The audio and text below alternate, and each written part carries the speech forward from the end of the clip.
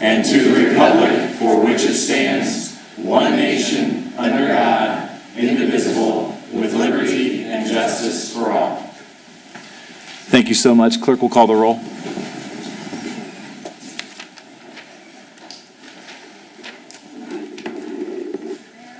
Present. Mr. Boyce? Mr. Hampton? Here. Mr. Johnson? Here. Mr. O'Connor? Present. Ms. Rowland? Present. Mr. Taylor? Present. Ms. Wiles? Present. Mr. Jensen? Present. Mr. President, you have a quorum. Thank you very much. We'll move on to the first item on the agenda, which is the approval of the minutes for the August 14th, 2018 special session. So moved. Second. It's been moved and seconded. All those in favor? 8-0. Thank you very much. Approval of the executive session memorandum for August 14th, 2018. Motion to approve. Second. It's been moved and seconded. All those in favor? 8-0. Thank you. Approval of the minutes from the August 14th, 2018 Common Council meeting.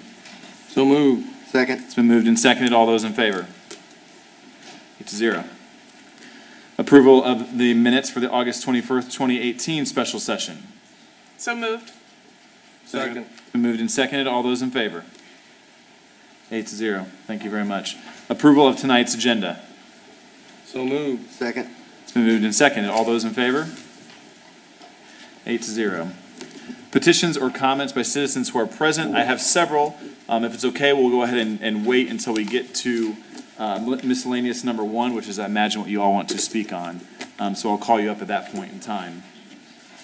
We will now move to the mayor's report to council. Good evening, Mr. Mayor. Mr. President, members of the board of Common Council. A little bit busy, but that's a good thing. I like being busy. Did have an opening of the Ed Martin Toyota at 131st and 37, and that is in the city of Noblesville, in case people are not aware of that. But a great dealership. But, there was some controversy from other dealers, but it is here in Noblesville. It's a beautiful facility. We had the pleasure of cutting the ribbon for the 3rd phase of the Midland Trace. I attended the Miller football season opener against Cathedral. A great place. Not so good a game, but Millers did well, and we're all for the Millers regardless. I'm a member of the regional strategy team for the Indy Partnership, and we had a board meeting. Then the other day, Congresswoman Susan Brooks was here with many people from schools within her district, all the Hamilton County schools, plus Lawrence and Pike and Alexandria, et cetera, to talk about school safety. A very good meeting that she had put on, and I think the school folks certainly did a great job impressing upon her the need from the federal government to help local schools in this regard. So hopefully she'll carry that to Washington. Cut the ribbon just this afternoon at a new bank, Horizon Bank on South 8th Street here in Noblesville. It's got about 65 branches, and they're new to Hamilton County, but happy to have them here. I will be interviewing with Gary Dick on Inside Indiana on Thursday to talk about what's happening in the city, and hopefully we can let him know and his audience know how great things are in the city of Noblesville. Also, we'll be attending an open house of the Riverview Hospital in Westfield. Mayor Andy Cook lets me in there once in a while. Our office, as a reminder, will be closed on Labor Day. Open obviously the next day, and the next day, which is the 4th, is the first day that Assistant Director of Economic Development Andrew Murray will join us. You'll like Andrew, a lot of experience in economic development and finance. We'll be cutting a ribbon at Merritt Point Insurance, and we'll be cutting another ribbon at an open house art show for Aspire New Health Clinic. So those, again, is a little bit of what's happening as well as other normal meetings and activities. Are there any questions of me? Questions for Mayor? Thank you. See none. Thank you very much. I neglected to, on the petitions or comments by citizens, if there are others who would like to speak, there are comment cards just out the north door here. Robert Harrington's out there. He can help you find those and fill those out. If you'll fill them out and hand them to the clerk or the deputy clerk over here, we'll make sure to get you lined up to speak here this evening. Moving on to council committee reports. Mr. O'Connor, I know you got one. Thank you, Mr. President. Finance Committee met August 23rd. Had a nice discussion on a potential economic development project. If this moves forward, you'll be hearing more about it. But we'll certainly add some additional AV to the tax rolls, which is good for all of our tax-paying citizens. We talked with Enterprise Fleet Management about fleet advisory services to try to maximize our fleet, and certainly the overarching goal is to reduce the cost associated with all the rolling stock. One of the items we discussed is on your agenda this evening for the Economic Incentive Revolving Fund. And caught up on a few things that Jeff's been working on, some different ordinances that I think will be coming forward here in the next 60 days on different items, impact fee, road impact fee, funds, and of course we talked a little bit about the budget.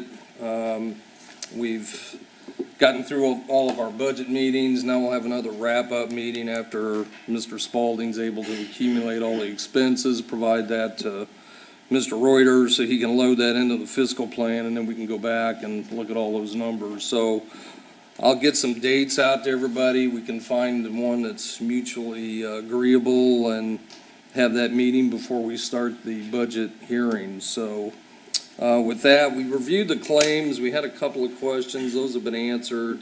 So I'll make a motion to approve the claims as submitted. Second.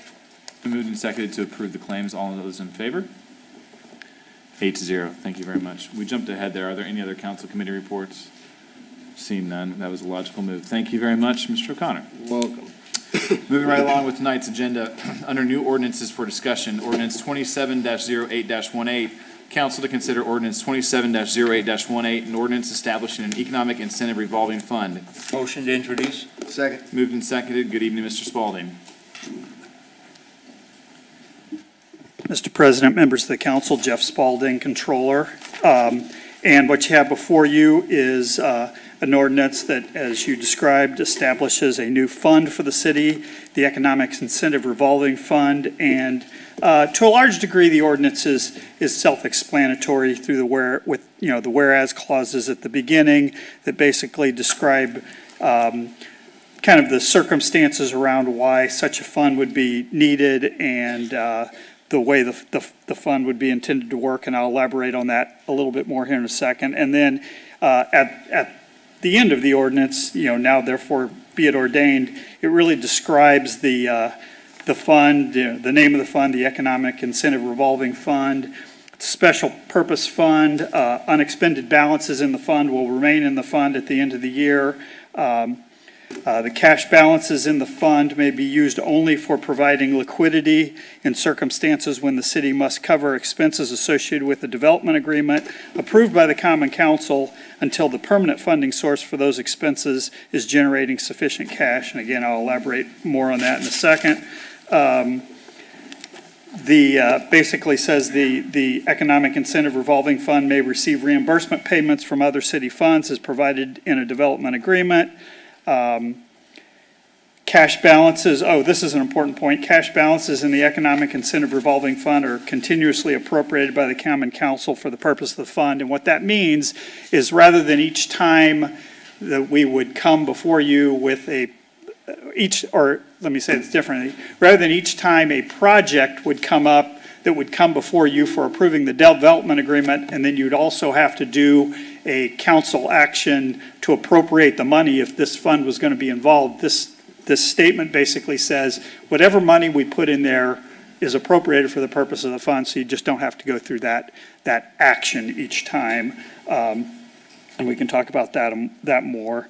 Then it says, no revenue of the civil city from taxes or fees may be deposited initially into the Economic Incentive Revolving Fund. The fund must be capitalized by cash transfers from other funds. What that basically means is that the only way that fund can get capitalized is through a cash transfer action that I would bring before you. I am if this is adopted this way, I would, as the controller, not be allowed to take new revenue coming to the city and deposit in that fund to increase the balance of the fund without involving you. That's the purpose of that statement. It says, with the approval of the mayor and the common council may transfer cash balances from the general fund or any other city fund which has an unrestricted excess cash balance to the economic incentive fund. And then at the end is kind of an escape clause in the case of some fiscal emergency. With the declaration of fiscal necessity, the mayor may ask the common council to transfer cash balances from the economic incentive fund to the general fund or any other city operating fund as needed. If for some reason, again, we put some money in that fund and then there was some other, dire need for funds elsewhere in the city to cover some other cost, wouldn't be stuck with an inability to pull the money out of the fund. And again, the primary purpose here, and we've talked about this with the Finance Committee, the purpose here is really to put a little bit more structure and process around those times when the city actually has to provide cash up front for an economic development agreement that may have funding from another source, either a TIF that will generate the funding to cover the cost or a bond issue. But occasionally, sometimes the timing is a little bit out of sync on those things, and the city has to step in and fill that cash gap. That's a very normal circumstance that many local units of government find themselves in. But in the past, what had been done is that there hadn't been a consistent approach around that. It might be one time taken from this fund to cover the cash gap, another time taken from another fund, and it was, kind of a little bit of a difficult task for the Central Finance Office to kind of keep track of where all of these outstanding loans were taken from. And to be perfectly honest, the way it was done in the past would create a false impression in some cases of fewer resources in some of those funds that were actually there. So if you had, I'll take the road impact fee fund, for example. If there was, $500,000 of cash pulled out of the road impact fee fund for a temporary loan, if you were only looking at the cash balance of that fund, you would presume that fund had less resources in it. Now what I'm proposing with this fund is we've got one defined, clear place that we go for these types of cash loans, and then we'll know that whatever the outstanding, whatever balance we put into this fund, whatever amount it is currently standing at that's less than that balance is owed as a reimbursement from some other source. It'll be simple and clear. And then the last thing that is not here tonight, because since this is an ordinance and it's a two-step process, I'll bring before you at the next meeting a cash transfer resolution to capitalize this fund. And my current intention is to take $1 million from the rainy day fund and put it in this fund as the initial source of capital. So with that, I'll take any questions. Questions for Mr. Spalding? And we'll see you in a few weeks. All right. Thank you very much. All right, we'll move on to miscellaneous number 1. Council to consider resolution RC-12-18, a resolution concerning a development agreement for a parking garage and mixed-use commercial residential project in downtown Noblesville. Mr. Cook will be presenting that. Council President. Mr. Ayer. Having a conflict of interest in the project, I will be recusing myself from any discussion and vote or anything else. So I'm going to go ahead and leave. Thank you. Good evening, Mr. Cook. Good evening. Thank you, Mr. President, members of council. On behalf of Mayor Ditzler, I'm here tonight to present an agreement for a mixed-use project to bring new multifamily residential, commercial, and parking to our downtown. After my comments, I will invite Shelby Bowen of Rebar Development to provide a brief presentation on the project. And then Attorney Dennis Otten, who is counsel for the city on downtown development, will present the project agreement itself. So also here tonight, prepared to answer any questions that we're not able to. We have Jeff Spalding as our city's Chief Financial Officer and Controller, Judy Johnson of Economic Development, Sarah Reed of Planning, Jim Hellman of Engineering, and then we have Tim Jensen of Veritas Group, our downtown development representatives who are working on the city's behalf. So this has been a true team effort from administration. I appreciate everybody's effort on our behalf. Now, just so that the public understands, I realize the council knows this, but just for the public's benefit, there will be another hearing on the project agreement to be held at the Common Council meeting at 7 p.m. on September 11th. And depending on if the agreement is approved, this would require several more public hearings on the various aspects of the project, including the design and the architecture. So that would include a hearing with the Plan Commission before it would come back to council. So there are going to be several opportunities for the public to have a voice on this project, and we can hear from them even more so. So now, while tonight's meeting is not truly on the design, Mr. Bowen from Rebar is going to be sharing the rendering and kind of talking through his firm's initial work. So I would like to begin, before I bring up Mr. Bowen, an origin of the project. So I think we all know about the Noblesville Now Capital Improvement Plan that was unveiled last month. That consisted of 10 top priority projects. And at the top of that list is downtown development. So it's been the mayor's objective for several years to attract more residents to downtown, and especially after this housing type was identified as a missing type from our housing study of 2016. So this project would create greater density to support our downtown businesses and help generate more nighttime culture so that our downtown is as vibrant during the evenings as it is during the day.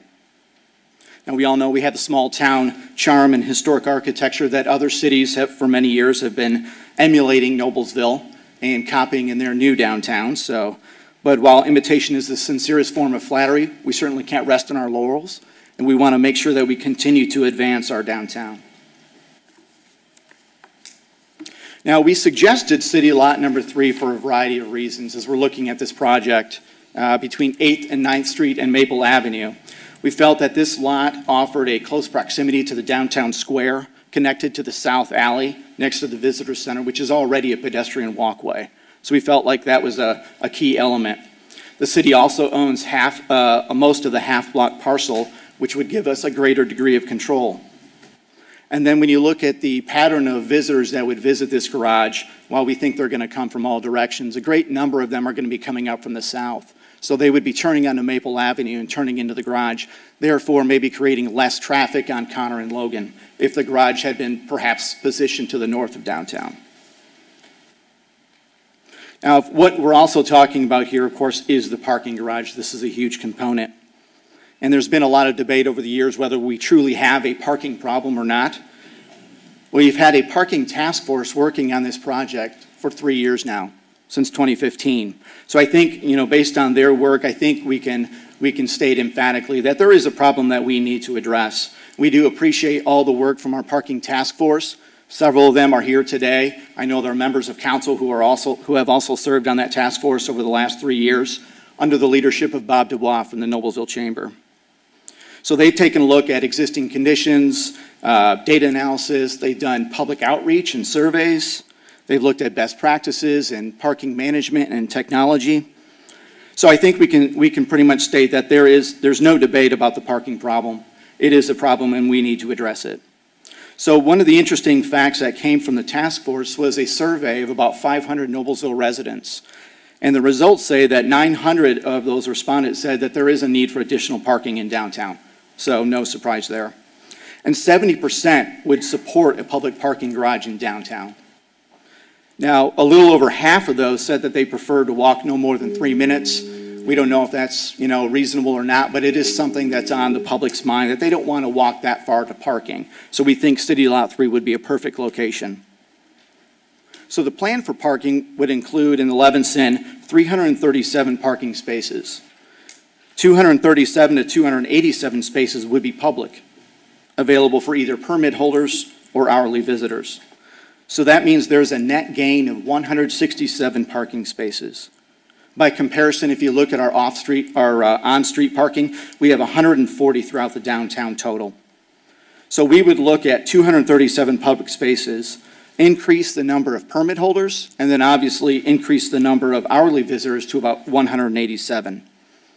So I think we'd all be proud to say that members of council could effectively end the parking debate in Noblesville by approving the Levinson as currently planned. Now, during the construction, we know that there would be a lot of inconvenience during that period. We've reached out to the permit holders. We are working on a plan to help them during that during the temporary relocation period. And we're also going to meet with the Chamber and Main Street to come up with a plan for outreach for businesses that would be negatively impacted with their customers if they're not able to park in City Lot 3. So that's something we're going to be taking a look at. And then, of course, after the construction of the parking garage, we need to do a lot more communication throughout our city to make sure people know where available parking is at, along with new signage. So in conclusion, I know some people are worried about the impact of this project on our downtown and our history and our small town charm that defines Noblesville. We believe the Levinson is the right size project in the right location for the right reasons to strengthen our downtown. But we also have to get the right look, and I know that's been another key consideration. Now, administration, we were very pleased with the initial rendering that we saw. We were very excited to see it, but I know that's also a matter of opinion. We could probably ask each member of the council, hey, what's your favorite building in downtown? And we would probably get a different example from everybody. So we know that it's a lot of opinion, and we need to gather those opinions. Preservation is always an important consideration for an authentic downtown like ours as well. As the mayor has said to me, sometimes you need to make history as well as preserve it. And in the case of the Levinson, building the first new apartments in 100 years, I think we can do both. So while finally putting to rest the debate about the parking problem in our downtown, we have an opportunity tonight that is before the Common Council to make history. So I thank you for allowing me this moment to go over sort of the origin of the project and where administration was coming from. And right now I'd like to introduce Shelby Bowen to come on up. He's the president of Rebar Development, and he's going to provide a project overview. Mr. Cook. You know, Mr. Bowen. Thank you. Mr. President, council members, mayor, and your staff, thank you for everyone's work over the last several months as we've kind of explored this project. I'm a Noblesville resident, and of course, it matters to me like it does everyone here in this room.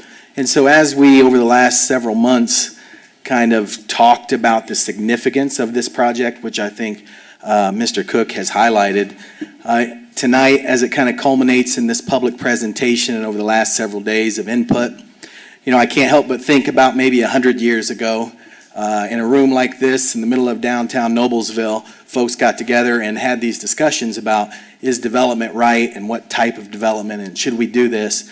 And probably every year since. And as I talked to the county historian, we had a lot of fun, believe it or not, talking history for a couple of hours. I thought to myself, I left that meeting really thinking, I hope that in our partnership with the city, that we can deliver a project that in 100 years, there's a couple of guys sitting at a table going, we want development in downtown to reflect what they did on the Levinson. And that's really important to me. So I'll go through kind of the high level stuff of why when we sat down with the city and looked at the project, some of the things we thought were critical. And really it was about trying to take advantage of an opportunity to do something special. A municipal garage without more seemed like a miss, and a parking lot in the middle of downtown seemed like an underutilized asset. And so we arrived at where we're at with the Levinson. So Rebar Development, I have spent my career doing mixed-use development in downtowns and love it. I'm passionate about it. I care about it, and I hope that each project is different, each community is different, but ultimately you have to get it right, and I think that our team is committed to do that. The other thing that I believe highlights our partnership in all ways is transparency. I've said it from the beginning with you all, with the staff and partners, is complete transparency is the best way for us to approach this, and that won't change throughout our discussions on this project. So I think everybody knows now the particulars, the public parking garage, the apartments that are essentially loft style. And then one thing that I think is important, and the city collaborated with us on this, is to add workforce housing, which I'll talk a little more about in a few minutes. And then adding some retail to activate the streetscape, retail on one side, amenity space on the other, to really kind of continue that vibrancy in downtown and bring it off the square. And this project is unique to Central Indiana in a lot of ways, which I'm eager to share with you all and the public tonight. And so I'll look to highlight a few of those points. As Mayor Cook, Deputy Mayor Cook said and his staff, we feel like when we sat down and looked at developing a project in downtown, how many of these objectives can we meet? And I'm very proud of the fact is if you all reviewed that plan and kind of the key components, we really checked the box on many of those, and I think in a special way. We know it's transformational. That's why, you know, it's people are so passionate about it, and I share in that passion to get it right. It adds parking, which we've talked about, density, which I think everybody to a certain degree believes is a good thing, and I think the scale of this project is a good start for downtown development.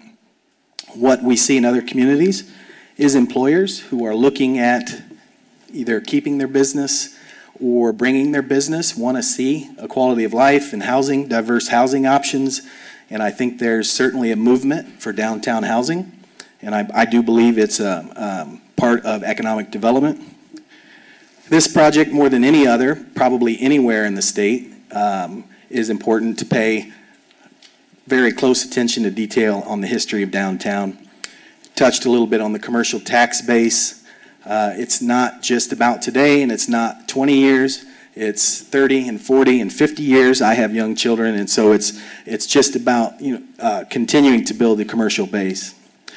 And when we've talked about this project, because it's so significant, is we want to make sure that it's a great project that is here for a very long time. So a couple things that I think are unique about this partnership, and Dennis maybe will highlight some of these, but more so than any project agreement, I think on any public-private partnership on a mixed-use development, is, as I've said all along, we're going to be open book. We're going to hire the right construction partner, and we have at this point estimated the cost, but if it comes in below the cost, the city will receive that incentive back. So it's a real, true cost incentive. And I think that's very unique to this.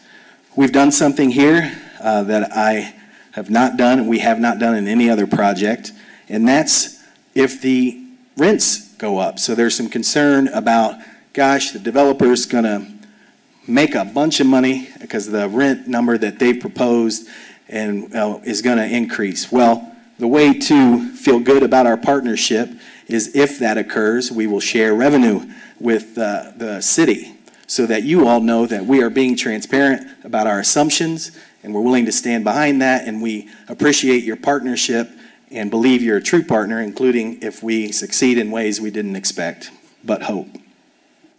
Another key component to that is if we sell the project, we'll share in any proceeds based on our partnership, and that's a big deal too, so that you all know if you incentivize this project because we've said that we need your help to make this work, then you know if we sell the project that you all are going to be a true partner in that. With that being said, you all will have to provide us permission, so you're a real partner that has control over whether or not we sell, and that's a big deal too. I touched on it earlier. I think many people have read and heard about kind of the dilemma of adding what some call affordable housing. And it's not easy to do in an environment where costs and interest rates are high. It's a difficult thing to achieve in an area like downtown Noblesville or other growing communities. Here, we've established a set-aside of units that will be based on income. So if you exceed this income level, you will not qualify to live in those units. And the rents will be commensurate with what the state considers affordable housing, 80% of the area median income. That's pretty unique, and I commend the city. I love that component.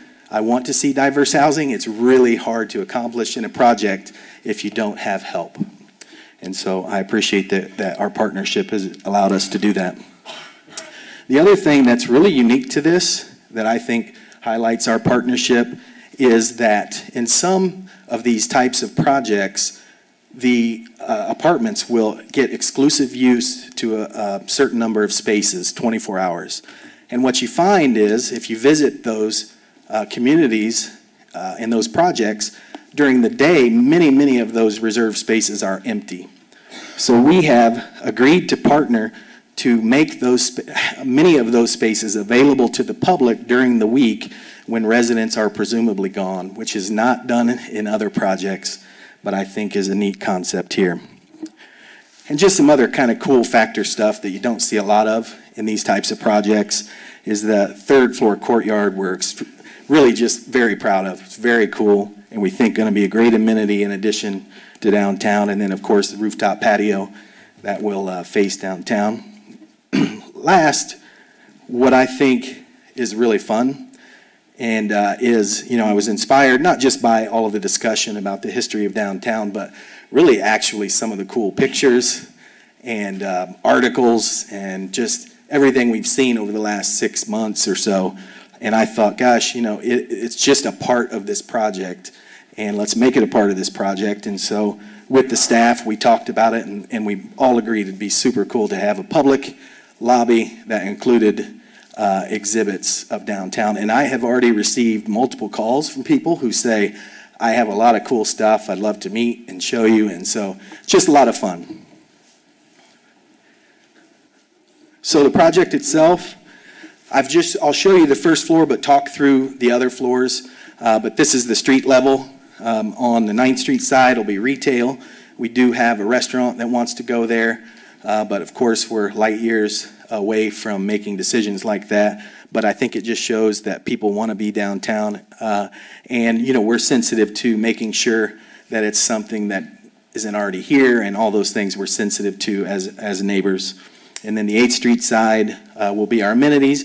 And this was in an effort to continue vibrancy on both end caps in lieu of just what you would consider either a municipal garage or just surface parking. The other floors, there are 2 full levels of parking underground.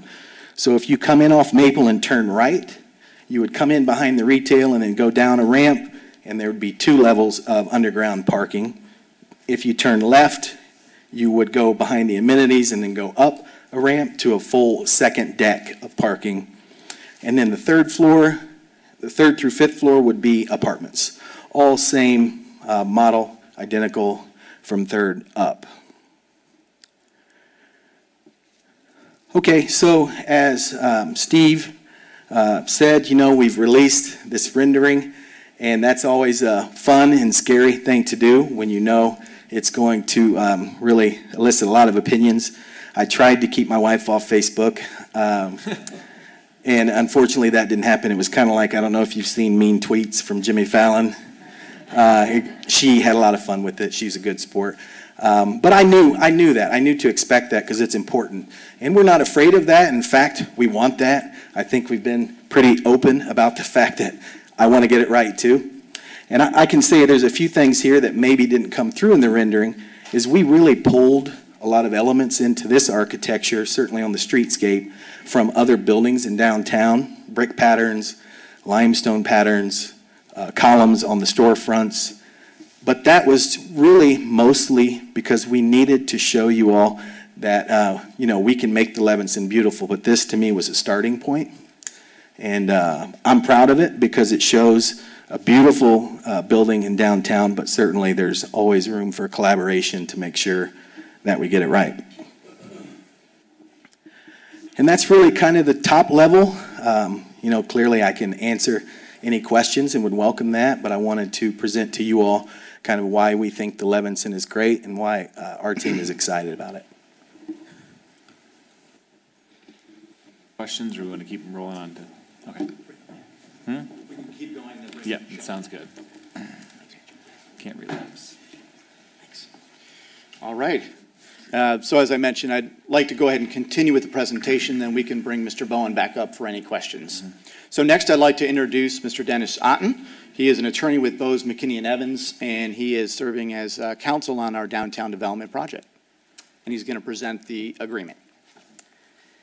Thank you, Steve. Thank you, members of the council, Mayor. The agreement that you have before you is the project agreement. I know you've heard the presentation from Shelby and from Steve about all the amenities and what the project is. And all of this is set forth in the project agreement. I'm happy to walk through it with you in detail if you like or answer any questions. Essentially, What the agreement says is that this project estimated total cost is $24,300,000, give or take some change. The city's contribution to this project is estimated to be roughly $15.4 million.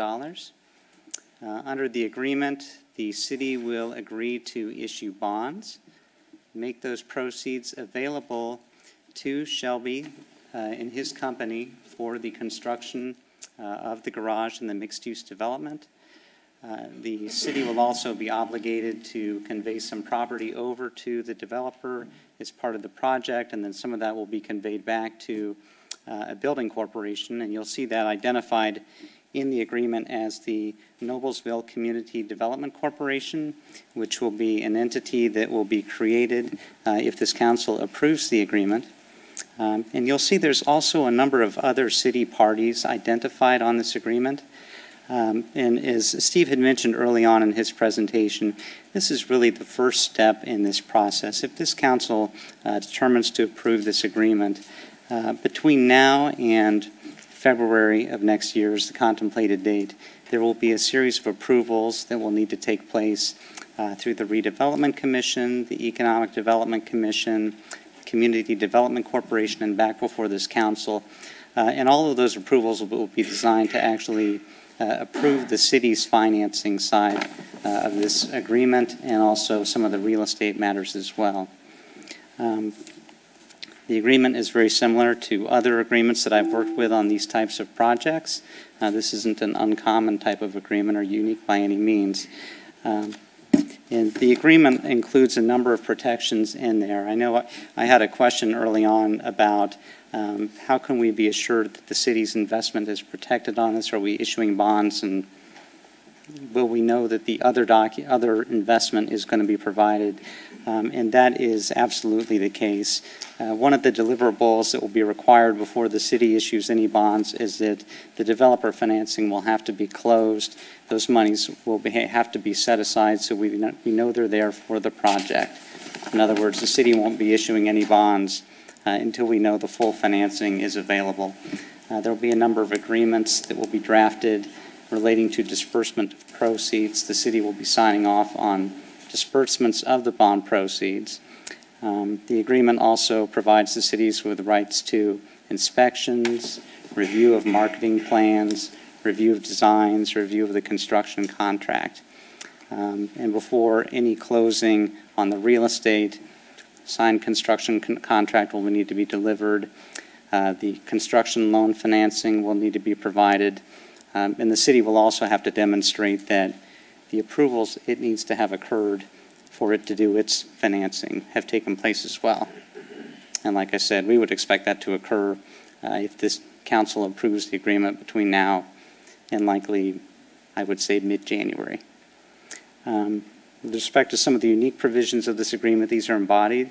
There's a participation element in this agreement.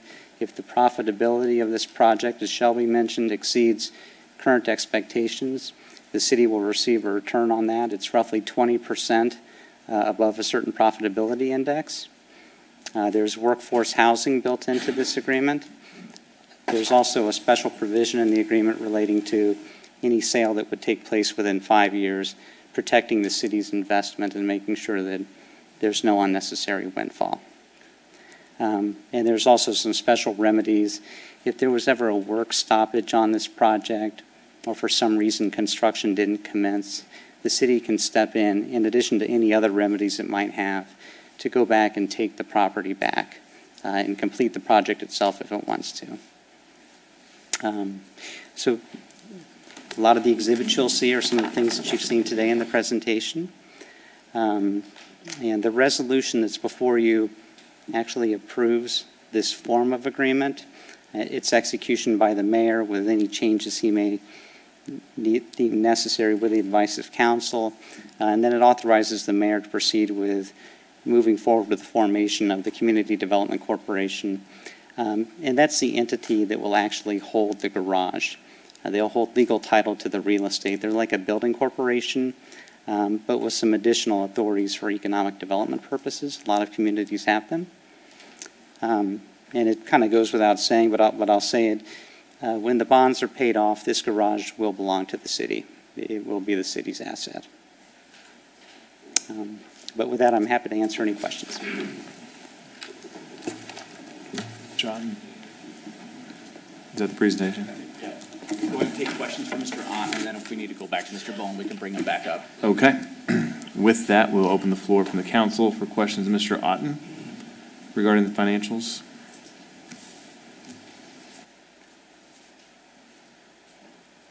Ms. Rowland?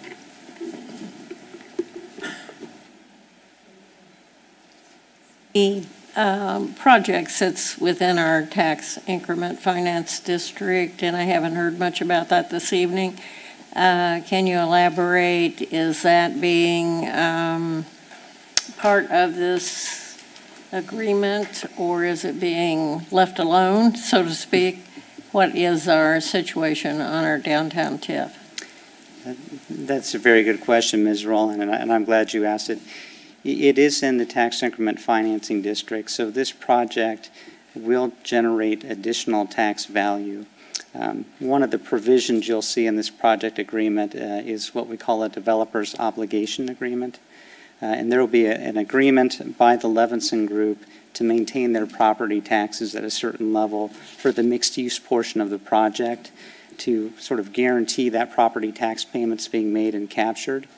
Now, the bond documents haven't been finalized, but what is anticipated is the payment source for those bonds will likely be a share of the tax increment from this project and local income tax revenues that the city receives. Does that answer your question? Anything left to go into the TIF fund that could be used for other improvement? And I don't want to, Jeff, I don't know if you want to answer this, but I think that would be a determination for the city to make whether it wants to dedicate the TIF stream from this project to the financing cost, or if it wants to pay it solely from edit funds. Jeff? Yeah, Councilor Rowland, and I actually have a couple things I can hand out to folks as well.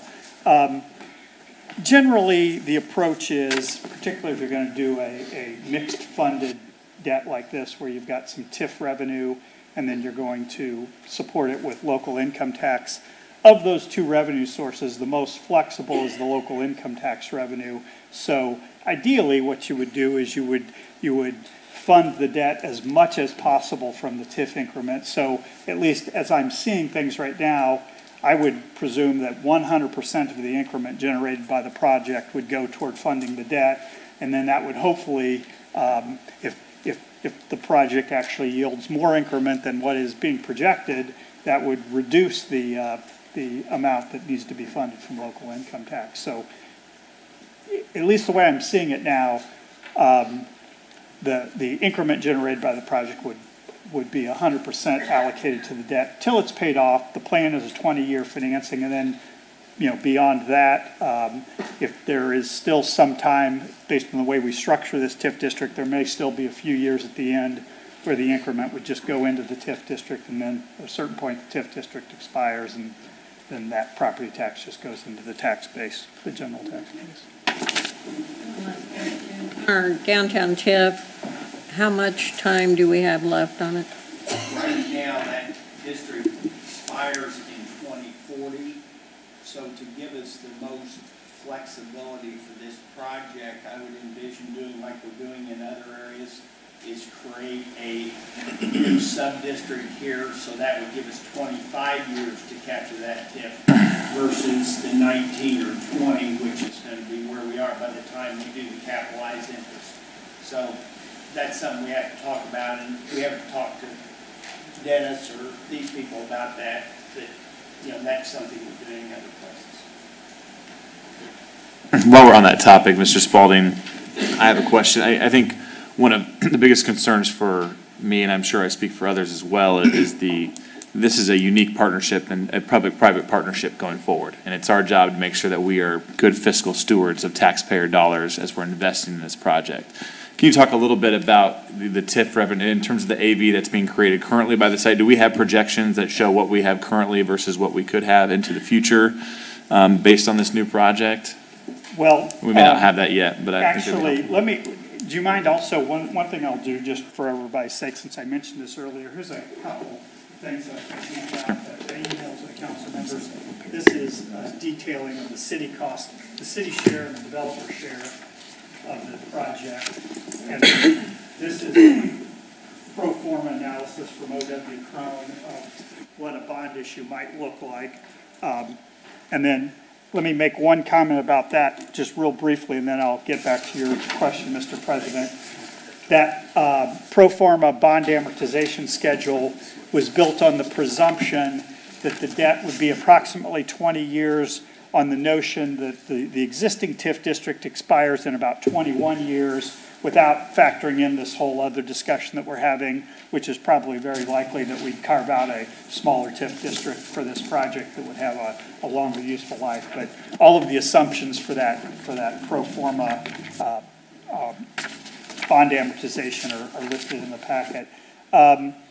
Basically, the way that most of our TIFs are functioning right now, with the exception of one that would not be related to this project because it's way out east for Hamilton Town Center, but most of our TIF districts are functioning in kind of a very tight relationship between the increment generated and what it was pledged for when it was created. So there are some TIF districts that are still yielding, some additional money. The downtown TIF, which is the one that this is in, is actually yielding some cash flow above what other debts were already pledged to it, because one of the things that we fund from this downtown TIF district is the facade grant program. And so, but with the existing debt on the downtown TIF and the facade grant program, there's still maybe, not that much, but maybe an extra $100,000 a year or so that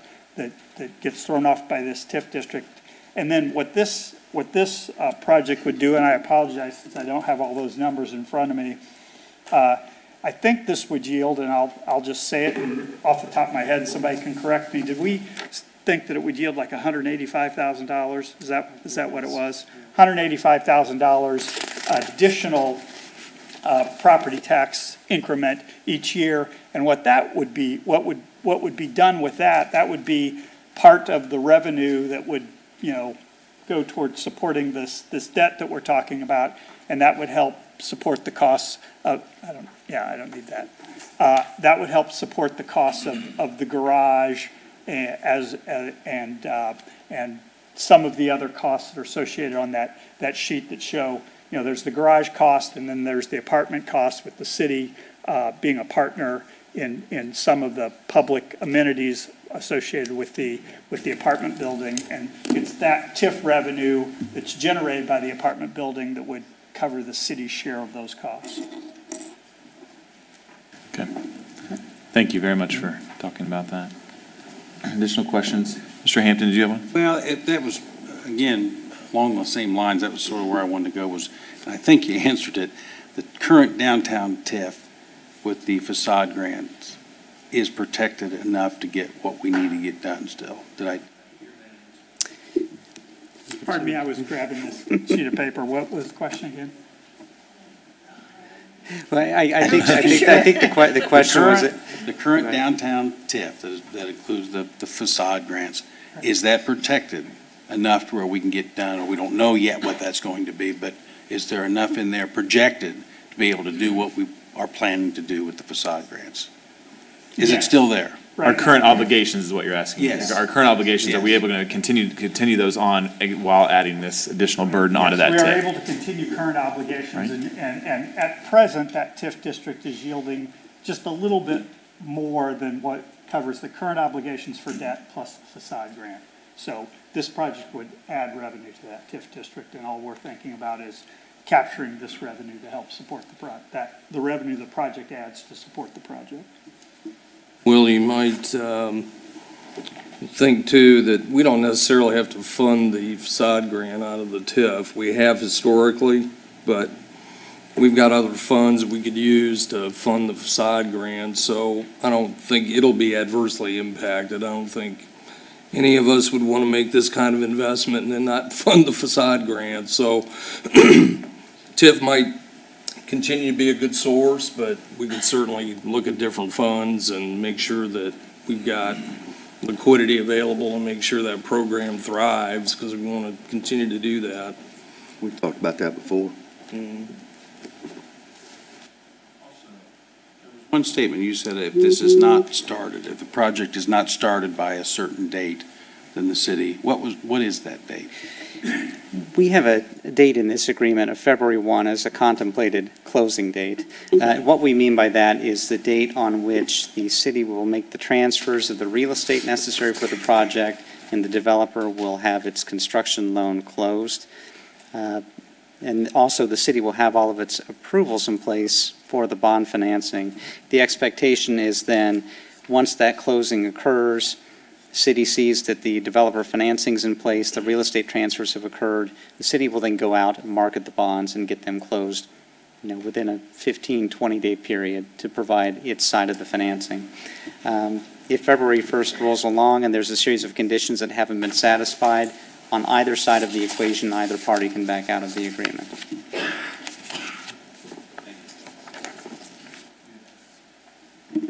I was going to ask along those same lines, even walk us past February 1st. I think when the city is making such a big financial commitment to this partnership, can you walk me through any clawbacks as the agreement goes forward, even past construction phase? Obviously, our commitment goes, into perpetuity for this garage. I just was curious if there are any development clawbacks built into this developer agreement, as a way to protect taxpayer dollars. There are provisions in place for that. Among the provisions, there's a right of inspection by the city. The city can continually inspect this project. If they see any defects that they think are in there, there's an opportunity to provide notice to the developer, and the developer has a period of time to cure those defects. If they're not cured, there's penalty provisions in place. I think it's up to $1,000 a day if that's not acted upon by the developer. I mentioned earlier the provisions in there about any work delays or stoppages on the project. There's special remedy provisions in there for the city where they can come in and they can effectively take the property back. They can buy the developer out and do the project with the bank lender on the developer side. And there's also, they can require what's called kind of a catch-up cure plan, basically resetting the timetable and compelling the developer to hit certain obligations and milestones.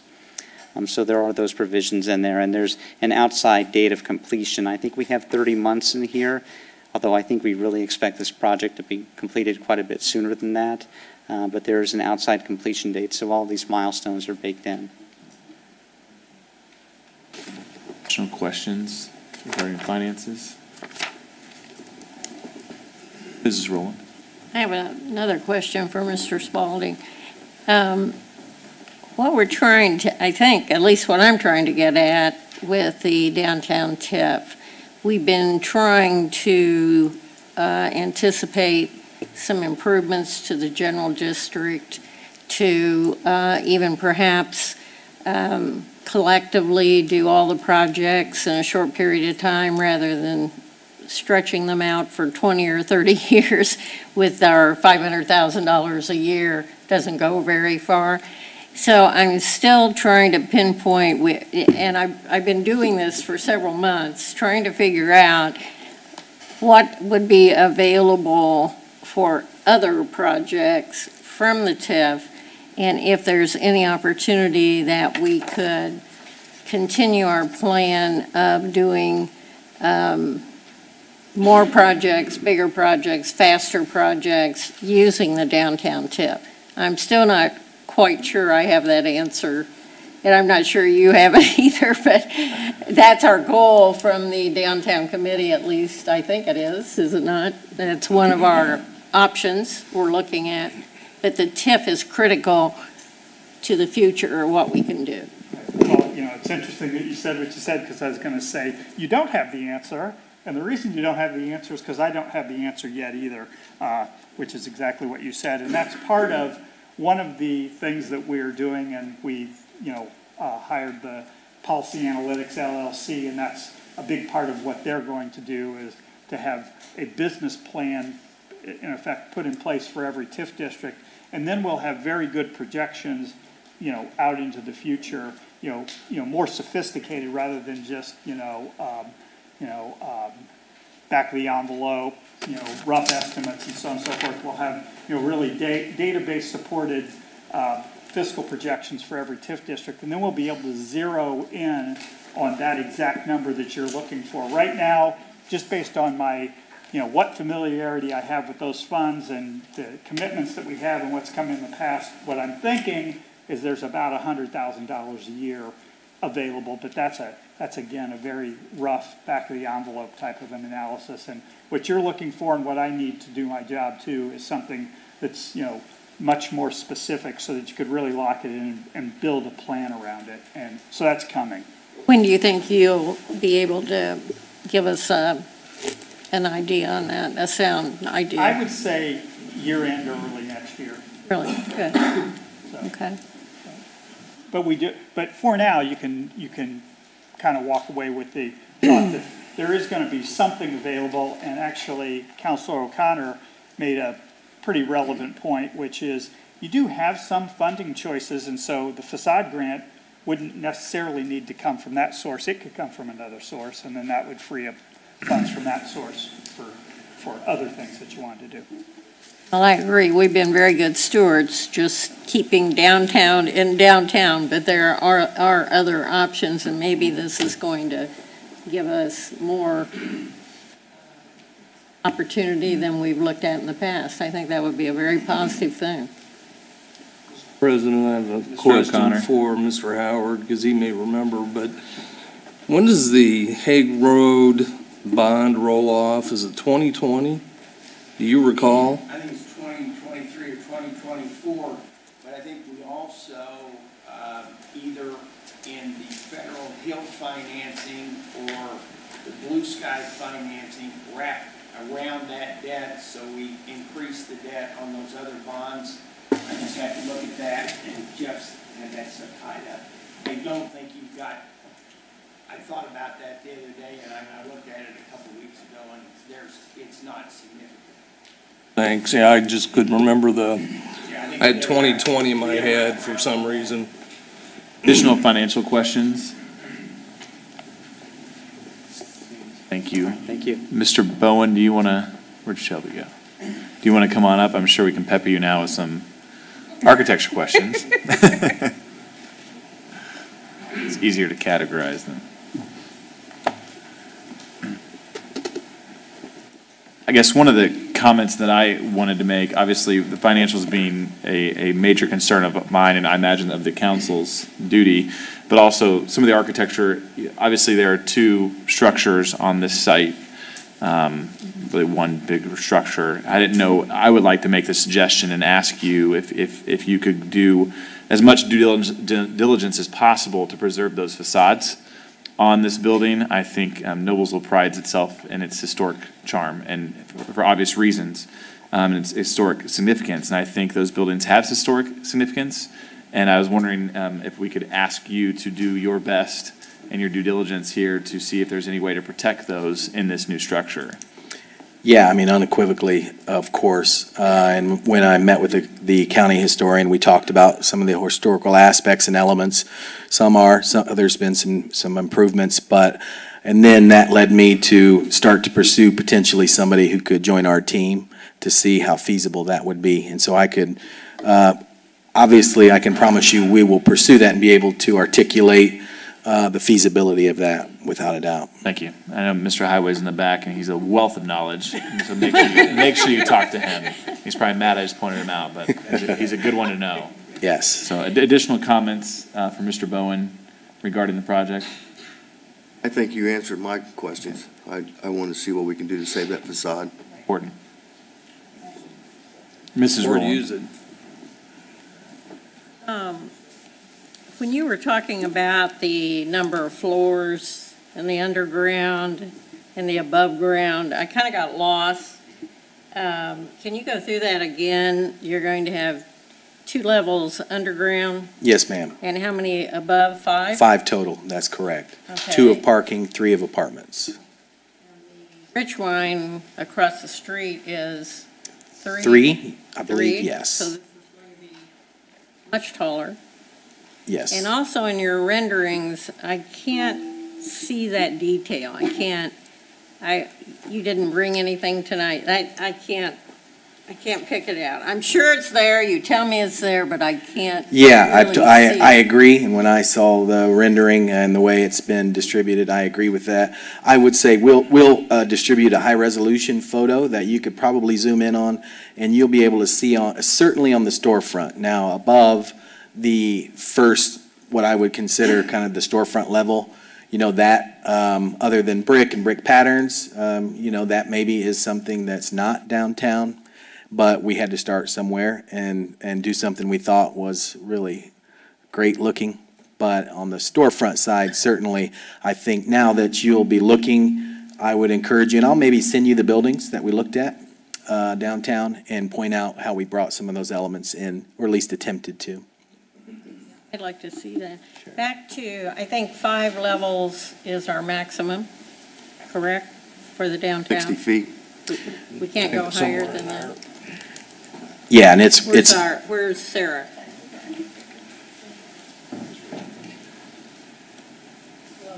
Hello. So we have, this is the first project we'll be using this new process that was created by my predecessor regarding mixed use in downtown. So with downtown development, we have, through the public process, an opportunity to modify standards. So right now, I know Denise is in here. She's in the back corner. I believe it's 4 stories. Am I right? It's 4 stories or 50 feet. I want to make sure I get it exactly right. 4 stories or 50 feet currently today, which is the maximum that you can get. The UDO was modified 2015 to allow downtown mixed-use projects to go through their own unique process. And the reason for that is because we don't have a lot of new development like that. So what we have to do is look at it on an individual per project basis. So what we would do as after this step happens and the incentive happens and they move through the next process, it'll come through just like a standard PUD would come through. So they would identify items in our underlying zoning where there would be items for waivers, and that would be one of them, is height for this building. So we've already gone beyond what our standards are right now. Correct, but we don't have standards. Our standards were set back in the day because we didn't have a ladder tall enough to put out a fire. So our standards are not currently built for modern development. So we have to take that with a little bit of a grain of salt as to why those standards were written in the first place. So your question, the answer to your question is yes, but. Which means those standards are about 1991. Because that's when we got our ladder truck. So we couldn't put out fires in anything taller than 50 feet. I think the concern for Noblesville is a little bit like Washington, D.C. Nothing can be higher than the Capitol. Well, Noblesville, nothing can be higher than the courthouse. So, and I think if that's not written, it should be, and that should be a big. Yes, and it is not written. I have searched. I know that people have said it's written, but I can't find that anywhere. Can't find it. No. Well, it's in our minds. And yeah, it's probably, and I don't disagree with that. I think that eventually, as you stair step farther out, it's okay to add some height. And I do have the dimensions of the courthouse. I actually received some really cool prints from the county. So it depends on which part of the courthouse you're talking about. If you're talking about the very tip, that's a different height than the 4th floor attic area. So I think this might be a good time because I think finally Noblesville's getting some attention, and I'm sure this isn't going to end, but it might be a good time to get some real basic heights and something, maybe 10 points, or it doesn't have to be every little detail, but something in our books that gives us some guidelines. Yes. Because I'm very concerned about that the new does not overpower the old. Right, and I completely agree with you. And one of the, I know that several of you are tired of hearing us study housing and and downtown living and lots of other things. But one of the positive things that came out of our policy guide is looking at new development in more of an urban area and how does that fit with the general massing.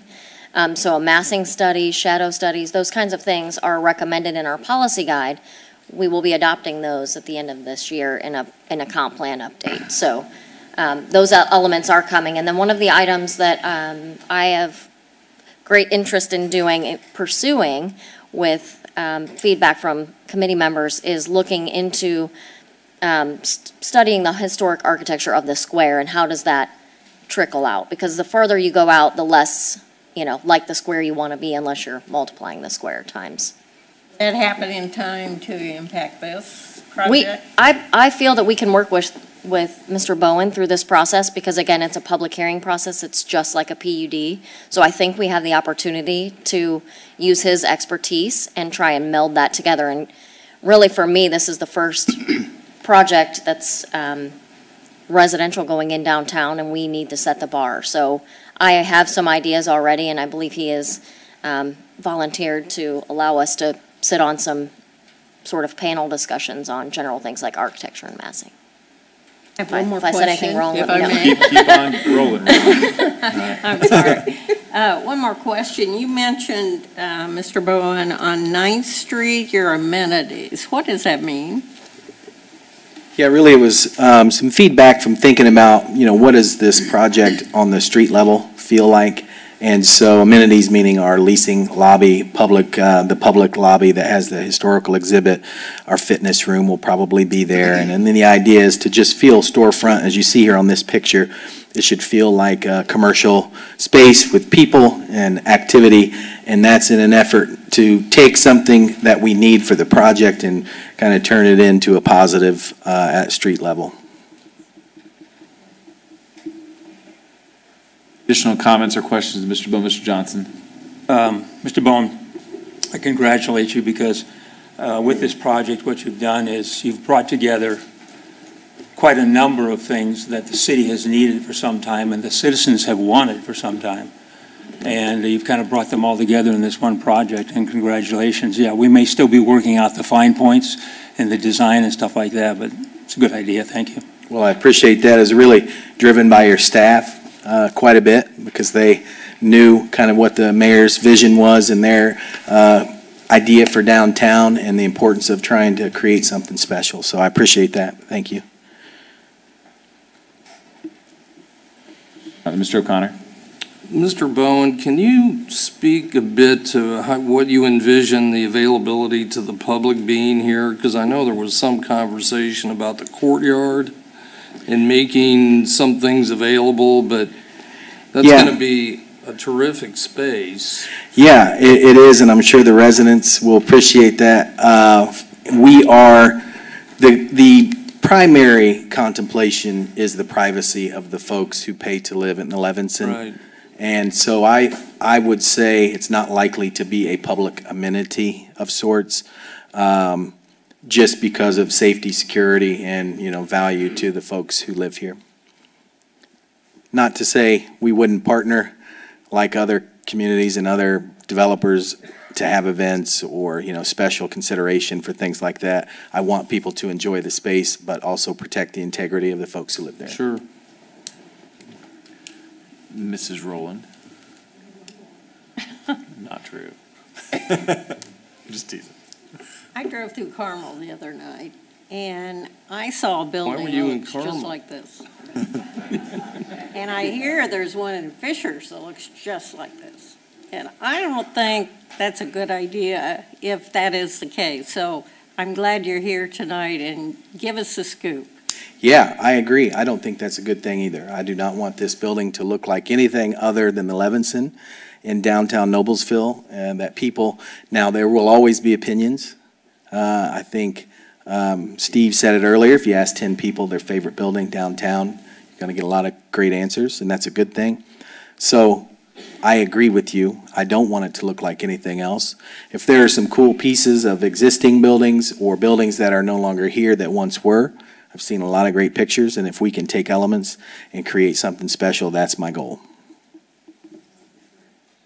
So this is not off of another plan? Nothing, completely just an attempt. Not completely. Well, the starting point, there was nothing that we took from other communities or other buildings to try to create this look.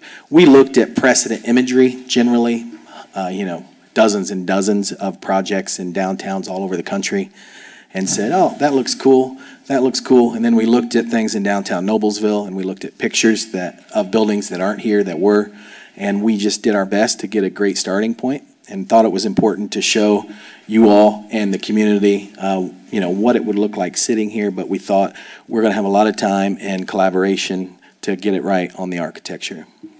Well, in all fairness, all old towns built around the same time.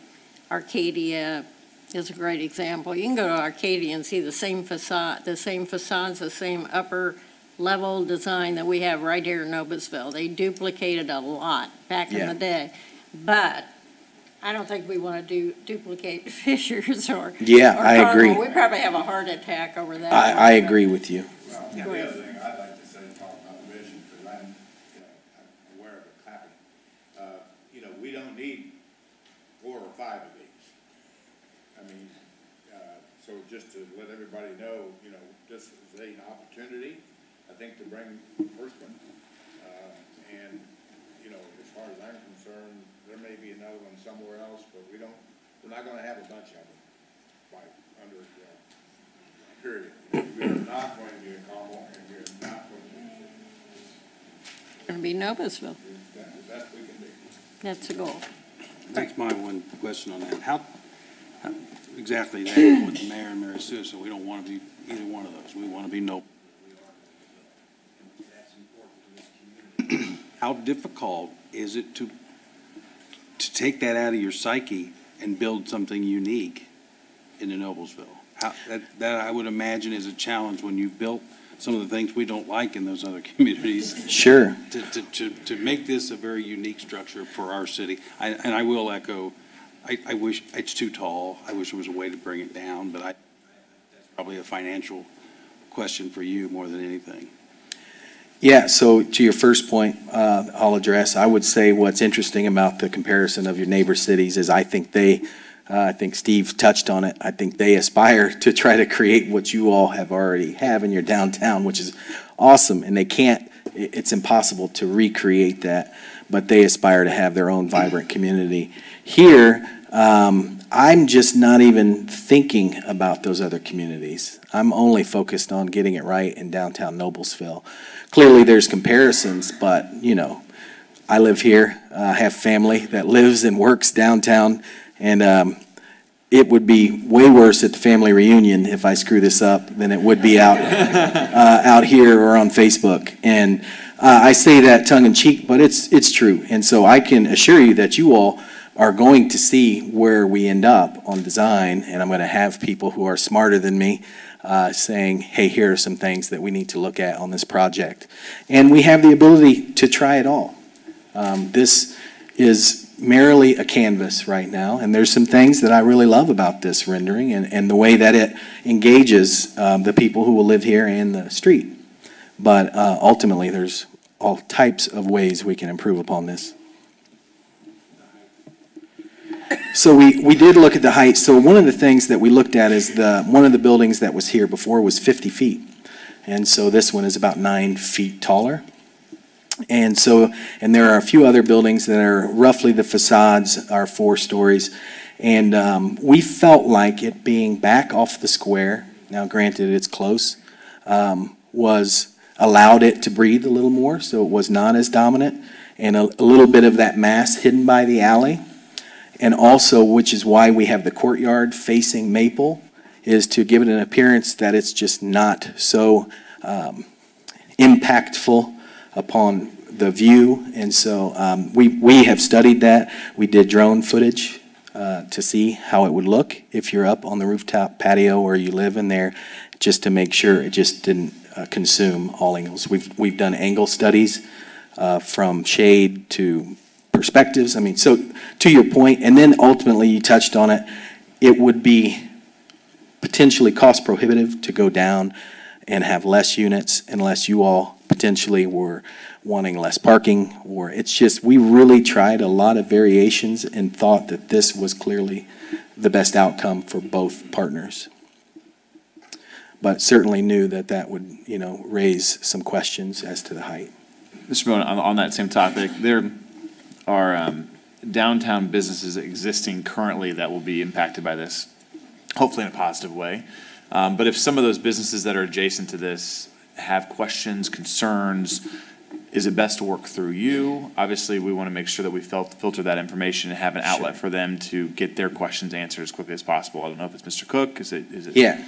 Great question. And so just to get as an example, we have already met with some with the city as involved, and I also have meetings with some who we just are going to have coffee or I'm going to come by. Right. They have some questions and they want to show me their door or this. And so, yeah, the answer is I'm completely available for that and encourage people to reach out to me so we can work through that. So I know where some of their critical pain points are, and we do our best to work with them. Thank you. Additional questions? Roland? Hey, to reinforce your comment about keeping something of the existing facades, if you look at the public safety building, that was a post office, and that facade was kept. So it would be another great example of keeping the original. I don't know how you can work that in, but they've done that in Indianapolis a lot. And, sure. I think it would really bring the scale down somewhat, give some familiarity to what people are used to seeing, and it could be a little focused. I really would love to encourage that if that's, it has been done and successfully in the past here. You might not have known that, I just throw that out. Yeah, I appreciate that, and we're committed to provide you all the feasibility of that before, we make any decisions. I agree with you, I'd love to keep the facade. And if we weren't going sub-parking, it would be a much easier discussion. Just need to ask the engineers and architects how feasible and what we would need to do to save it.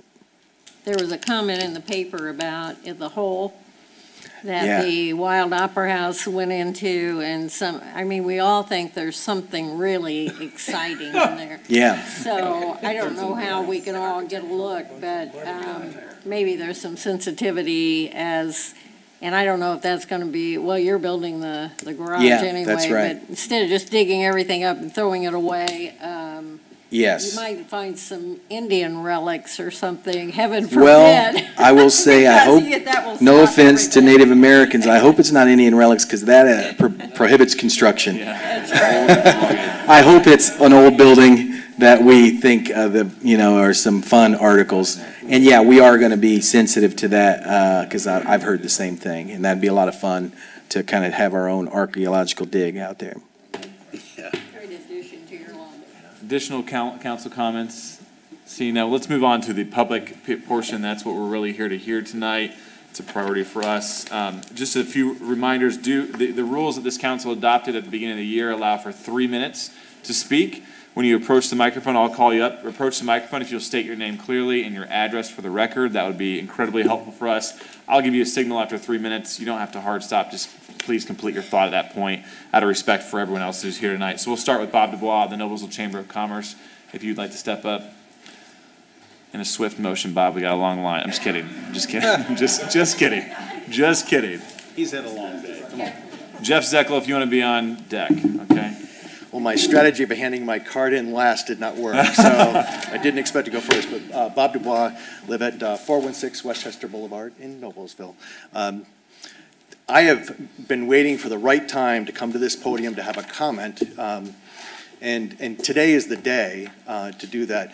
I'm impressed with what I have seen and what I have heard tonight, as well as what I became aware of over the past couple of days. We have been looking as a community about how do we retain our workforce here. And what we have heard is a bunch of different things, but some of it is that we didn't offer this wide variety of housing. This project begins to do that.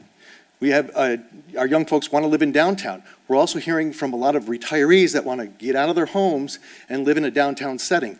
This does that. We've been talking about parking for 60 years. We've been talking about parking. And 70, Bob. He remembers. And now we finally have a solution. The Parking Task Force looked at every which way to try to address and enhance parking in downtown Noblesville. And every single conversation came back to the need to expand capacity. Surface level lots make no sense. That is not good use of our limited downtown land use. And so you have to go vertical, and vertical is expensive. And so you have to find a real creative way to make that project happen. This is extraordinarily creative. The relationship that I have heard tonight between the city and the developer is extraordinarily unique. And very complicated, by the way. And so I'm not going to comment on the finances of it because there's a lot for you guys to figure out on that. But I heard a lot of willingness on the behalf of the developer to work with you on making sure the financing works, making sure there's protections for taxpayers on the you want to call them clawbacks or whatever. The ability to work with those folks that are concerned about how it looks. Which is quite important. I happen to like it a lot. But I'm not a good architect, so I'll let others that are savvier than I make comments on it. But this begins to address all the things we've been talking about in downtown Noblesville that we need to create some vitality and sustainability for our downtown merchants, for the property owners there. Retail is under siege across this country. And so in order for us to retain the nice retail that we have down there, we need to put more bodies that live in downtown Noblesville. And this begins to do it. I couldn't be more pleased with where you're headed. I think there are a lot of questions still to be asked and answered. There's a lot of complicated finances and things, but this begins to do what Noblesville needs to do for the life of downtown Noblesville. So I commend you for the hard work. I'm glad we're finally publicly talking about it because there's been lots of rumors for months about what was going to happen. I know that there's others looking at other properties around, and this is the first one out of the box. And as the mayor has commented, there's not going to be a lot of these. So we need to get the first one done really well to set the bar and the standard for anyone else that might come along. It lays a roadmap for others. So I may have comments at a future public hearing, but I just want to say thank you for the hard work that you've put into this already, and to say that we lend our support to it. Thank you. Mr. Zeckel? That's 5 minutes. It's 2:50. Good evening. It's good to be back in the chamber. Jeff Zeckel, 519 North 17th Street. I am here, first of all, to applaud the name. There's people that may not know, but the Levinsons and Josephs were the first two successful Jewish families that settled in Noblesville. Both of them were clothiers. Some could remember maybe Harry Levinson. But I'm here because I think it's important not to rush to judgment. It's important to gather all the facts, and that's the light that I'm here tonight. So am I allowed to ask the council 3 questions? Okay, number 1, I'm concerned that we have enough parking spaces. Here it's been 100 years, and I'm looking at the surface area. All those spaces will have to be incorporated. And then I would like somebody to talk about the details of the apartments, because even if there's a 1-bedroom apartment, you still could have 2 people sleeping in the same bed, 2 people living there. So are these shared spaces where when the apartment people leave, it's an open spot, so a retail, somebody coming down to shop can park? And what about the weekends? You've got apartment people that don't leave, so I just want to make sure we have enough parking spaces, number 1. Number 2, I think it's important that we be transparent. And I would like you to tell everybody, how is Mr. Holt and Mr. Ayers going to be compensated? How much? How is that going to work? And number 3, I want to make sure that you, the council, are the ones that have this final say-so. You will not be bypassed, and you guys have the final decisions. Thank you. Thank you, Mr. Zeckel. So I can stand here or go back. Yeah. Do we want to address those questions at this point in time? I'm writing them down. You want to write them down and we'll answer it then? Okay. We're going to keep testimony, then we'll have a... Okay, then you're going to answer the question after I talk? Yes, we will answer your question before this is over. And if you forget, just... That's all right. You'll remind us, Jeff. Yeah. Lorna Seal of Noblesville Main Street.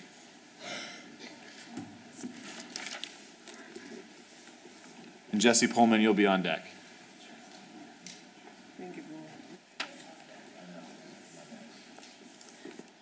Good evening. My name is Lorna Steele. I live at 200 Wintergreen Drive, Noblesville. I also kind of just want to echo what Bob said. He did a great job. Well, first I want to talk a little bit really quick about who Noblesville Main Street is and what we do and our role here in the city that we very much appreciate. We are a 501c3. We're an independent nonprofit organization whose mission is to lead and organize community resources and to develop and promote the economic vitality and the cultural vitality of downtown Noblesville. We believe that the Levinson is a phenomenal asset to our downtown by providing additional parking, housing, retail space.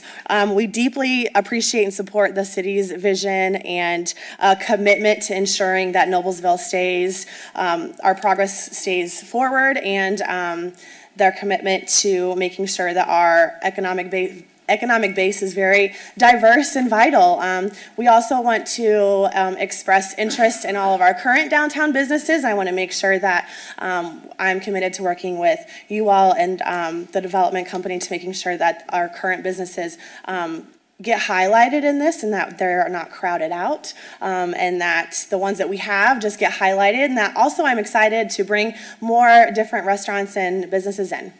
Thank you. Thank you, Lauren. I appreciate it. Jesse and Elizabeth Thompson of North 10th Street, you'll be on deck.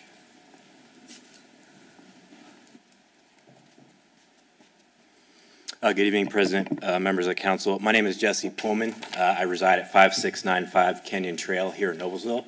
I'm also a member of the Board of Directors for Noblesville Main Street, but my comments here this evening are as a citizen of Noblesville. First of all, just wanted to encourage you as a council to continue to pursue opportunities like this and partnerships with the private development community. So often communities come up with their planning vision for downtowns or for other parts of the community, but yet for whatever reason don't follow through in implementation. So tonight I want to encourage you and hope that you have that courage to follow through and implement that plan.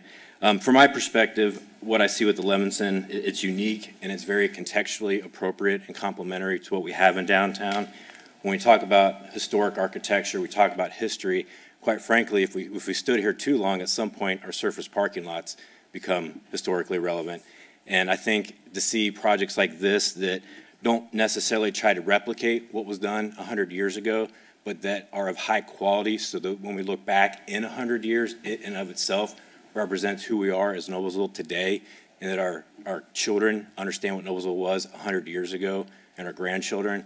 I think for me, that's what's exciting. It gives me a reason to want to bring my family downtown. There's a lot of exciting things that continue to happen with the river, a lot of exciting things that continue to happen on the tax base side.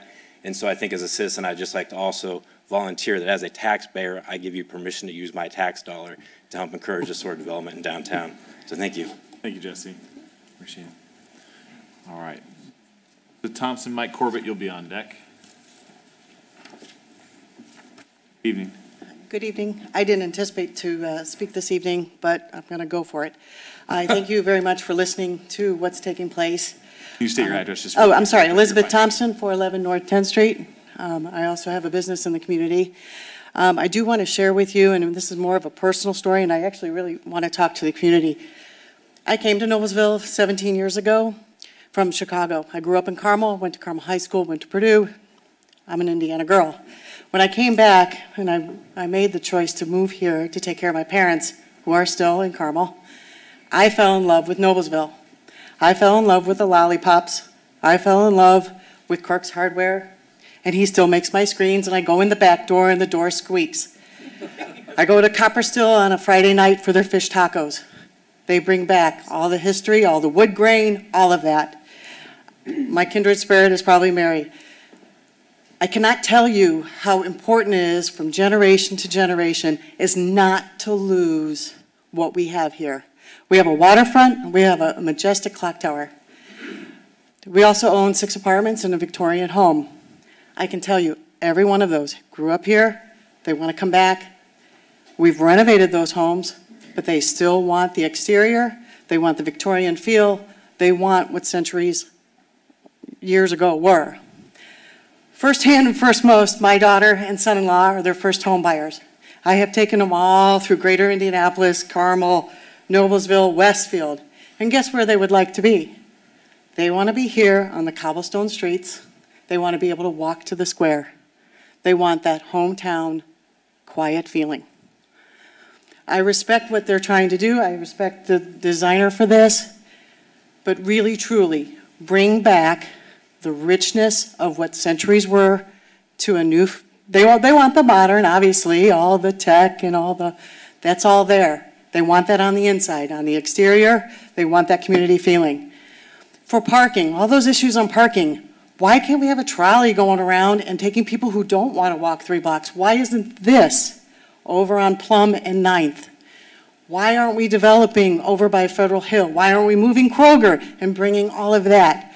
What is on these 4 corners? What's on the square speaks all by itself. We have a waterfront and we have a gorgeous clock tower. That is our gem. That is what we are all about. Don't take that away. Don't diminish it from the new. I get my hair done, you probably can't tell right now, by William on the square. I'm with him for 2 hours every 5 weeks. And in those 2 hours, he brings back life of what he grew up here in Noblesville. The school dances, the gymnasiums, everything, all that took place here. Don't lose that. I cannot stress that enough. I know my time is up, but I have to tell you, this would benefit my business, but this doesn't bring my heart to stay in Noblesville, okay? Thank you so much. We love it when Carmel Greyhounds become Noblesville Millers, so thank you. Mr. Corbett, Brian Holcomb, you'll be on deck. Hello. Mike Corbett, 498 South 10th Street. I would also like to say that I agree with what Bob Dubois said. The downtown has needed this for a long time, and I'm gratified that we are looking at this and talking about it. But I'd like to just say a few words, if I may, about the process. Most everyone in this room first heard about this project last week when the city issued its press release. It's the first opportunity that many of us have had to weigh in. This is going to have a profound effect on downtown, and it's going to set a precedent that will probably set the tone for future development. Considering this is the first apartment project in downtown in 100 years, and millions of taxpayer dollars are at stake, I think it's worth taking time to get feedback, listen to the people who care deeply about their neighborhoods, get the kind of reaction that you're hearing here today, and make a more informed decision. There are organizations locally who would love to help refine this idea. I belong to 2 of them. The city actually helps fund Noblesville Main Street. We heard from Lorna. And one of the committees in Main Street is focused on design. Presuming you're paying as you support Main Street for expertise and not just for guaranteed support, use the resources at your disposal and look to us for input if you would. Also, the Preservation Alliance is full of people who feel strongly about this issue, have backgrounds that can help improve the quality of your decisions. Use them. They're eager to help. This administration has a reputation of making backroom deals, then presenting completed projects to the public when it's too late to do anything. I hope that's not the case here. I'm gratified to hear from Mr. Cook that there are going to be opportunities for more public input. Mr. Bowen has said he's committed to transparency. That will be a welcome change. Finally, I just want to bring your attention the inflated price tag of the proposed parking lot. We haven't seen a lot of figures having to do with this, but the one figure that we have seen is that the parking lot is going to cost $13.2 million. And for a net of 337 parking spaces. If you do the math, we're paying more than double the national average for a parking structure. If you take into consideration we're only netting 167 parking spaces, because after all, most of this is being built on a parking lot, the price tag is quadruple the average. According to national estimates, parking garages cost an average of $20,000 per spot. At $13.2 million, this is going to cost $40,000 per spot. Seems kind of expensive, and so I would encourage you to take a look at that. Thank you. Thank you very much. Mr. Holcomb, Brian Landris, you'll be on deck.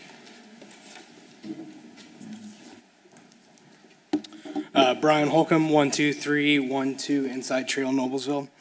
Members of the council, thank you for providing this forum for public input on such an essential need for the city of Noblesville. I rise in support of Resolution RC-12-18. It is a logical and straightforward response to the growing need for accessible parking and housing for millennials members of the community. My wife has lived in Noblesville her entire life. There was no other place that she would ever call home. As soon as we moved here, I quickly realized she was right. We have lived in downtown Indianapolis, West Lafayette, and Muncie.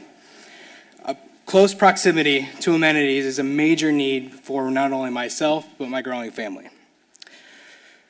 To recreate that proximity, we looked for apartments in and around downtown Noblesville that fit our small budget. Without success, we settled in apartments northwest of Little Chicago and 216th, just inside city limits. Being away from downtown, we shopped and dined in other local areas such as Westfield, Carmel, and Cicero, as they were closer to our home. Millennials want access, accessibility, and will go to the closest location without loyalty to certain brands. With affordable housing focus on this growing group, the city of Noblesville is opening the doors to a new wave of millennial residents and their buying power with this development. Additional parking will not only provide Hoosiers access to local stores, but also the community with access to county government. Downtown Noblesville serves as the growing Hamilton County just as much as it does our community. With the county courthouse being on the square, residents from throughout the community come during business hours to court hearings, obtain marriage certificates, and other county services. My wife and her colleagues at the Department of Child Services are issued numerous parking tickets due to the prolonged court hearings and minimal parking spaces around. With the central parking garage, parking issues may not be completely answered, but it is a step in the right direction. Noblesville needs change. The status quo will only push the next generation of Millers to become Royals, Tigers, or worse, Greyhounds. With the sound foundation of this development, millennials will have a location that caters to their wants and needs. The great community of Noblesville will have a historic downtown with modern amenities. It is important to remember the last 100 years, but it is also important to embrace the next 100. Thank you. Ryan? I'm loving the caramel pile on here. Yeah. All right. Mr. Landris, and then Harry Sauce, you'll be on deck. And then Rick Smith, you'll wrap us up. So. Great. Thank you, Council and Mayor. So I won't repeat everything you've heard tonight, and I would commend the city and the council on exploring visionary ideas in terms of a garage. We know we need a garage. We know we have a parking problem. All of the cities, and I'm at 294 South 9th Street. Thank you. Thanks. All of the businesses in downtown, and so living on 9th Street, we know it quite well, need this amenity in order to kind of improve their businesses. We heard a little bit tonight about making history, and I think the question is, are we going to make the right history, or are we going to make the wrong history? There are a lot of trade-offs in this plan. I honestly, hearing that this has already proceeded for 3 months with no community input or citizen input is a missed opportunity at best. There are opportunities to get more transparency. We heard about transparency tonight. The question is the council, is the city going to be willing to be transparent with all of the folks here and all of the folks throughout Noblesville? We want to partner. I think there are good opportunities for the citizens and the organizations. I happen to be a board member of the MPA. I'm not speaking on behalf of the MPA tonight. But there are, as Mr. Corbett mentioned, there are many members of the MPA who would be willing to provide input on this process. The developer seems like a fine developer, and we'd like to work with them. The question around transparency really is, we've been through this check-the-box process before. We've seen it on the rails. We've seen it in Seminary Park. We see it on the bypass. The question is, what will the council do tonight to show the citizens for the first time in a while that you're going to listen to the citizens' input? The height of this building is too tall. You've heard this tonight. It clearly impacts the financials of the deal. Is the city willing to look at a 4-story building, right, or a 3-story building? I hope that you are. I think that that is the opportunity, and I hope that this council, honestly, who controls the funding, who says what goes and represents us, the people, puts us first in this process.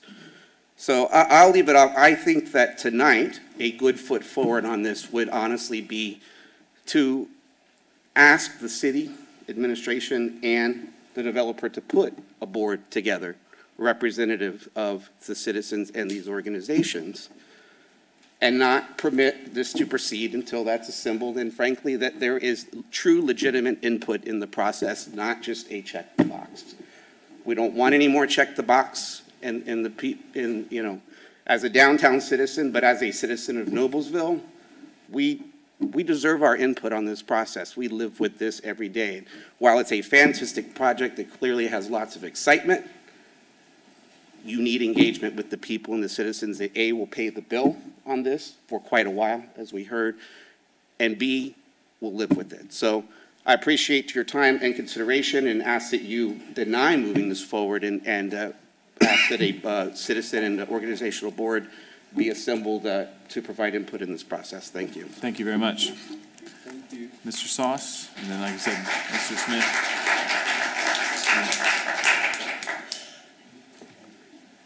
Good evening, folks. I'm going to encourage all you folks to get a little closer to the microphone too, because it's kind of hard of hearing. Not really.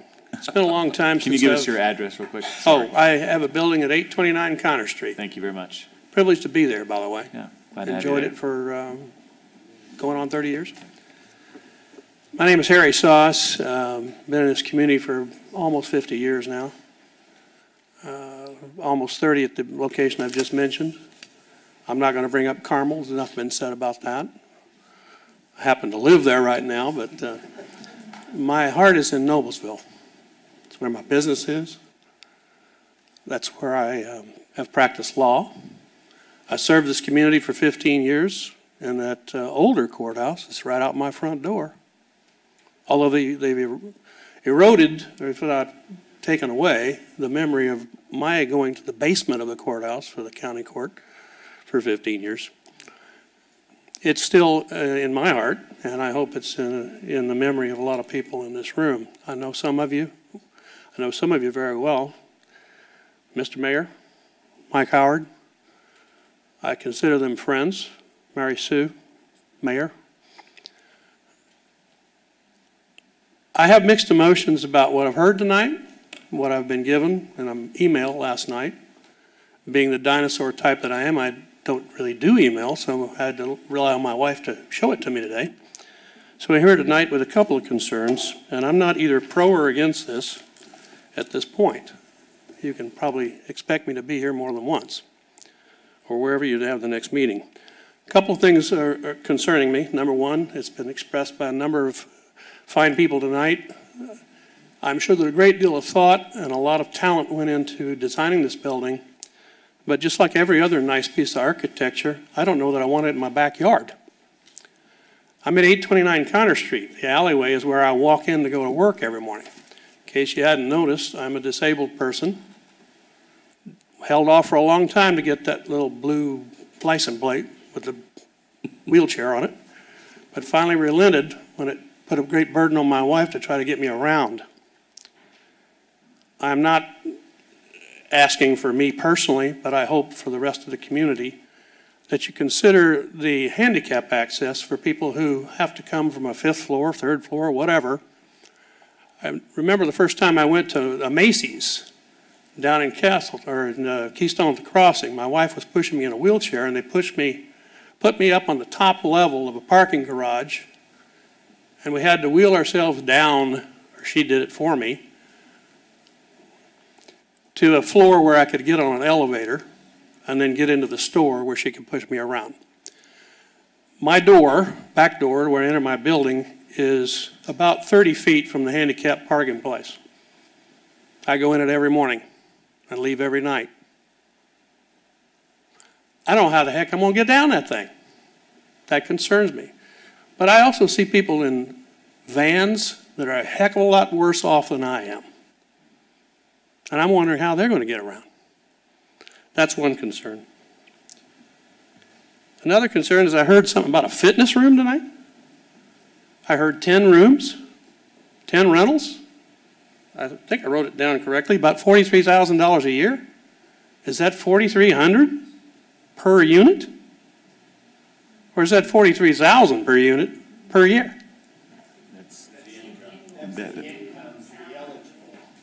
Oh, okay.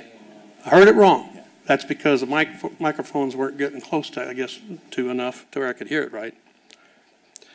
But I think that a lot of great thought has gone into this. I think a lot of great thought needs to be still going into it here after tonight. I have some concerns, but I also am very thrilled. We've needed parking places for a long time. I question, and I hope you do too, what's the best solution for the people in Noblesville? I own a building, I pay taxes, I'm here tonight just as a person. I appreciate the time. Thank you. Thank you, sir. Appreciate it. Mr. Smith? Again, just your name and address for the roll. Appreciate it. Rick Smith, 519 Canterbury Court, Noblesville. I wanted to talk about a couple things. One, I've heard a lot of concerns about the project, and I have to say that it's kind of surprising, the rollout, but I like it. I don't know about the height. I can't compare that because I haven't been there to look at it, but overall, I think it looks like a good project, and I think it's got a lot of good things going for it. One of the things, I don't know if you all remember, but I talked to you about the SMC abatement a few months back. And one of the things I brought out at that time was that the average acreage tax in the downtown area was $145,729. That's for 9th Street. I did all of 9th Street's assessed values. And that's what the average paying tax per acre is, $145,000. Now, I also did a study on Lowe's, Meijer, Walmart. They average $17,000 an acre. I'm sorry, $19,000 an acre. I looked at the wrong one. They average $19,000 an acre. So this land that we have downtown is very, very valuable land. And a building like this actually will help us to energize that property and get more value out of it by getting people downtown all the time. So I have a lot of good positive things to say about it. Again, I don't know that much about it, but the one thing that did jump out at me, and I actually had discussed this with some other folks, so you've already heard it, but the parking garage, that concerns me a lot. Luckily, my teacher taught me to always bring enough gum for everybody in class, so I got one of these for all you guys. But if you look at parking garage around the country, the most expensive place in the country to build a parking garage is New York City, and there it costs $26,510. We're paying $36,169 for 337 spaces. Now, if you take the fully allocated cost on those 167 spaces that we gain, the fully allocated cost per space is $79,000. Okay? That's huge. And it tells you right here in Indianapolis that the average is $18,041. So I'll share this with all of you if I can pass it out over here, and maybe you can pass them around. But anyhow, I like a lot of what I see. I think it's a good thing, and I think it'll do us well, but I'm really concerned about that parking garage. I got 7.1 million concerns. So that's where I'll leave it. Thank you. Thank you. All right, we had a late entry. Thane Bouchon, come on up. Name and address, please, Thane. Thank you, sir. Thane Bouchon. I think probably the most appropriate address is 835 Connor Street for today. I appreciate your time, and I've been serving on the parking committee that for the last couple of years. So obviously, I've got a high level of interest in this, and then we're next door neighbors with Mr. Sauce, and share some similar concerns. I'm certainly not. I haven't quite decided if I'm for or against this yet.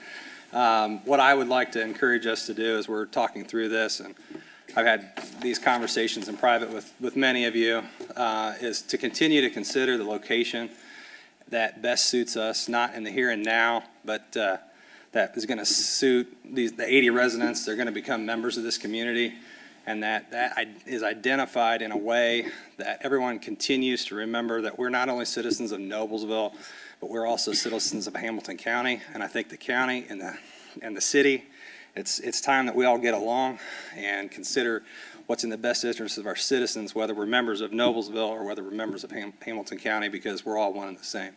Whether we're from Carmel, Westfield, Noblesville, wherever, I think we want to make this place great. So I like the vision here. We have had conversation with the developer.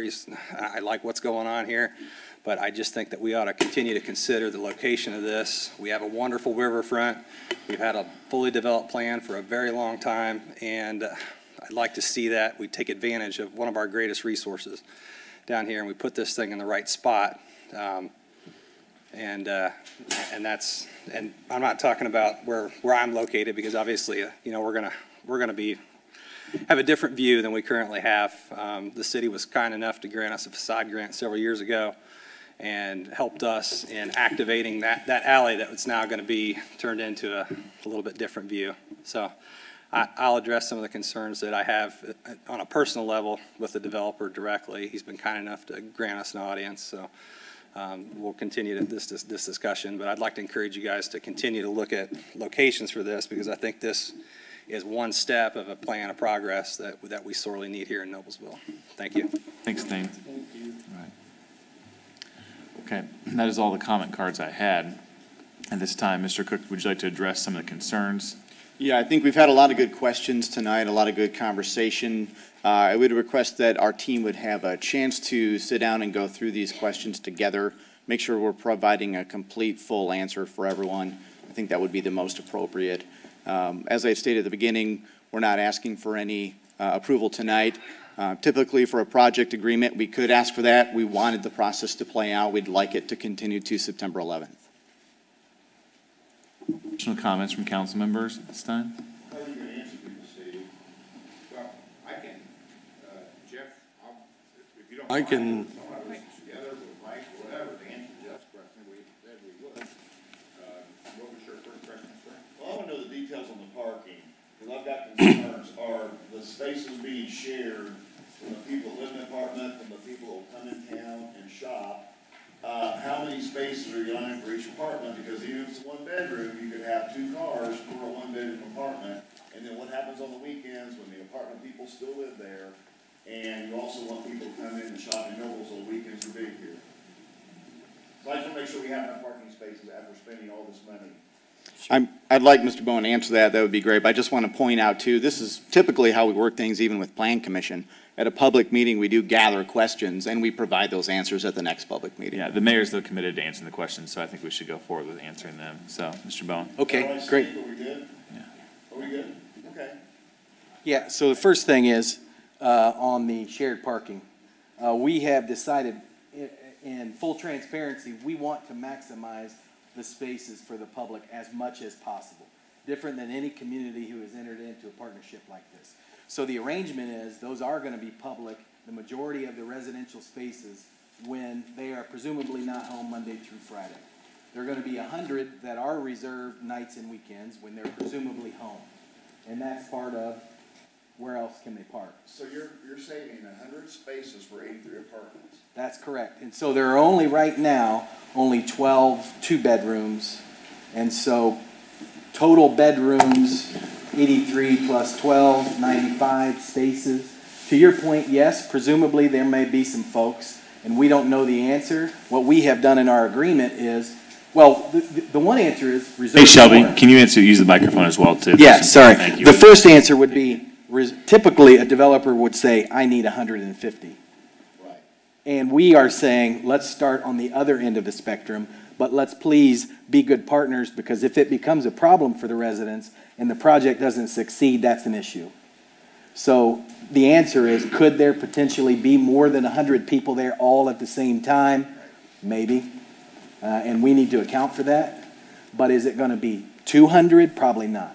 Are they all going to be there at the same time? Probably not. But that's just based on experience and trying to leverage it more towards the public benefit than the developer just having those spaces all the time, which is the typical arrangement. So the other thing that I think is really important about this garage, because I had the same sticker shock, I'm a developer, I don't construct, We are incentivized to lower the cost, and I can tell you that 2 floors below ground are probably twice as much as an above-ground garage, first of all. So I know unequivocally it's more expensive to go below ground. You have to do a lot more. The second thing is putting apartments on top of a garage is also an expensive endeavor. You have to build a podium, you have to do fire safety, a lot of things you typically would not need in a parking garage. And then the last thing is, I don't think this looked like a parking garage. And that to me is something that the staff and everyone else has said, we don't want it to look like a garage, and that is also comes with the price. So could we put a municipal garage above ground with no apartments for 20,000 a space or less? Yes, I believe we could. And there are those in other communities. And then the last thing is, it's open book. So the garage will cost what it costs. Hopefully it's less. City gets money back. They're going to have a consultant reviewing all the numbers. And so it's easy for me to stand up here and say, yeah, I think it's expensive too. And hopefully it's less, but I know that this type of project is more expensive than a traditional parking garage. Okay, I'm just still concerned about the number of spaces. So, and I know you don't have a crystal ball. That's right. So I understand that. I believe we erred on the benefit to the public over what traditionally a residential project would require. But here, we think that's a better place to start. Jeff, if I can, people who purchase these apartments will know, moving in, that there's only one spot for them, so they may or may not choose to come here. That's a little bit what you alluded to, is that's a factor. Yeah, I mean, it just is, yeah, you're right. I mean, it's just a part of an urban downtown project. You can't predict how many cars a person will have. That's correct. I mean, You're I'm right. a single person, I've got a car and a truck. That's right. That's why I understand that. Yeah. Okay. Other apartment people will try to allocate 1.5 to 2 per resident. And we kind of went the other way where it's 1 per apartment with 267 additions. And going down is expensive. Thank you. I think the last question was, does council have the final decision on this? Let me ask number 2 Hold on, let me keep rolling. And this is just curious for transparency, how are you compensating, 2 businesses have been there for a long time, how are you compensating the holds and the errors?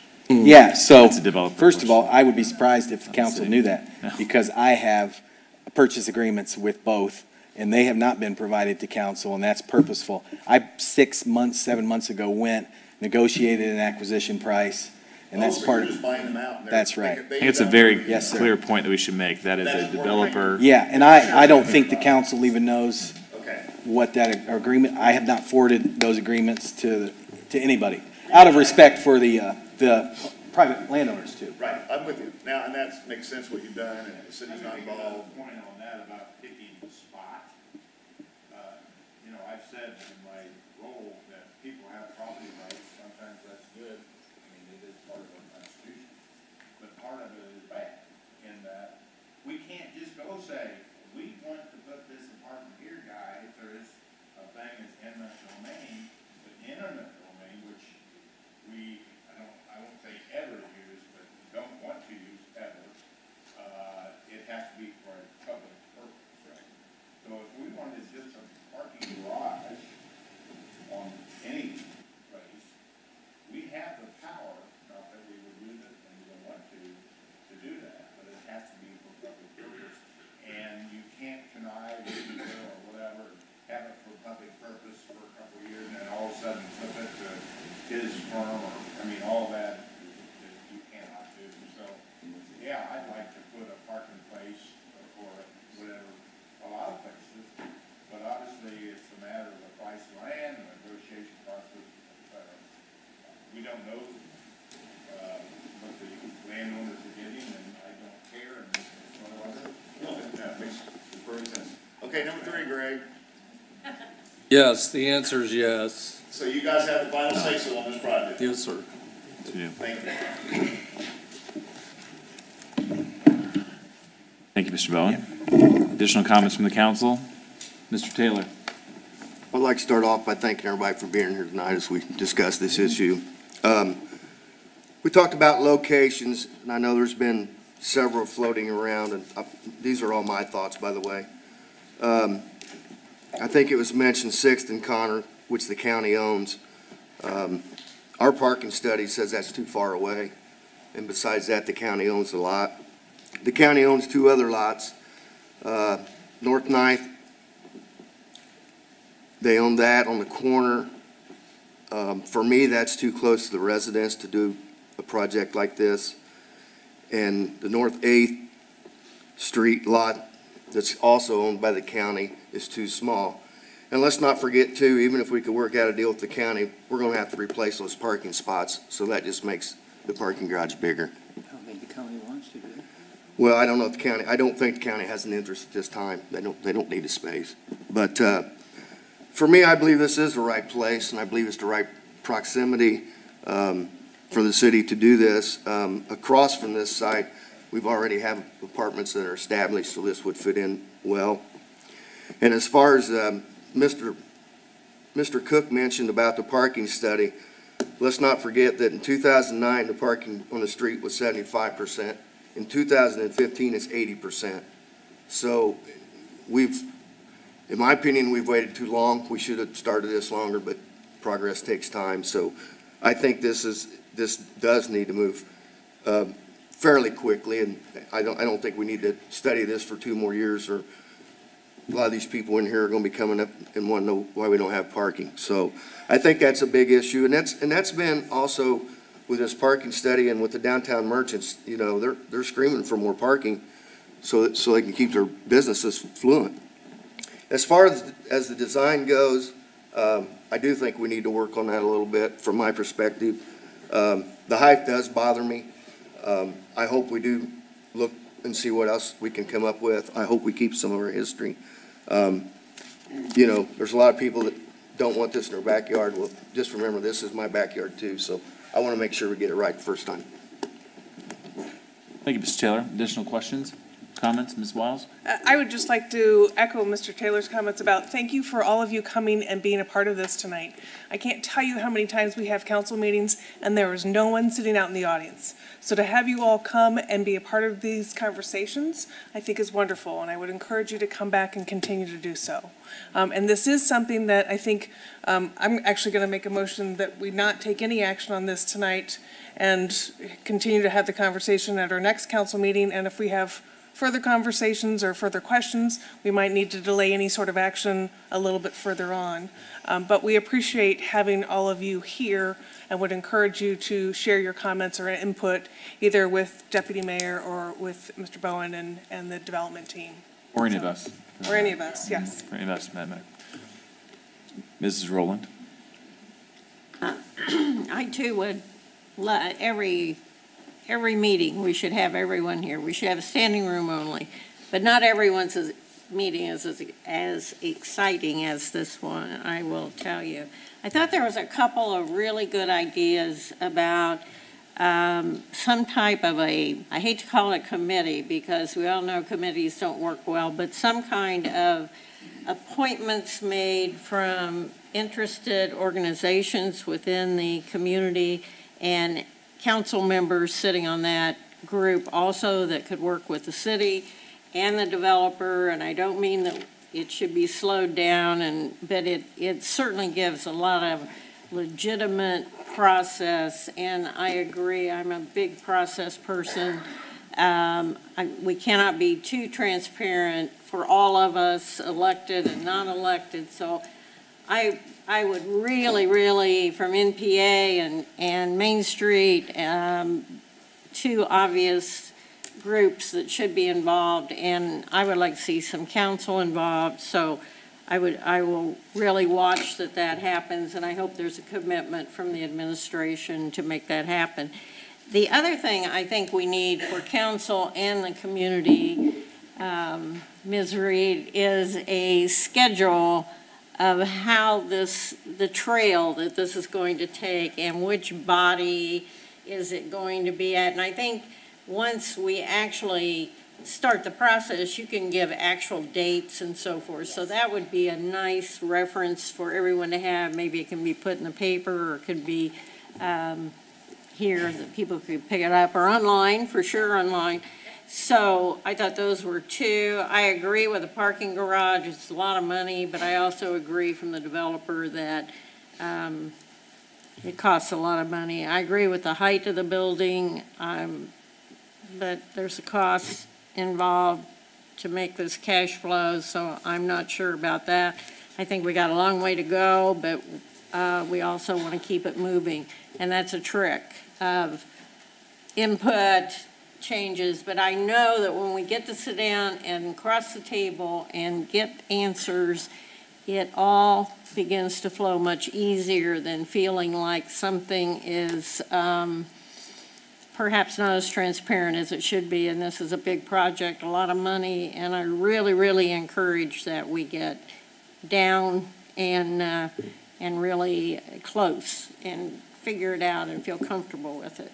And then the next one will be much easier, Mr. Bowen. So the first one's the toughest. So I appreciate the interest in Noblesville, and it's exciting that we have one chance to get it right. And what I see historically, the people that were here 150 years ago did it a heck of a lot better than we ever seem to be able to do it today, and I don't care what the issue is. It just amazes me how Noblesville looks and how it's sustained and been successful all these years. So we don't want to mess it up now. So thank you. Additional comments? I was just going to echo, I love the idea of the Citizens Board. I think some of the people that were here tonight would be great representatives on that board to just share ideas. And I hope you guys do take that seriously, and I know you will, that until we take another step in this process, we should recognize that request and be as transparent as we can. Mr. O'Connor.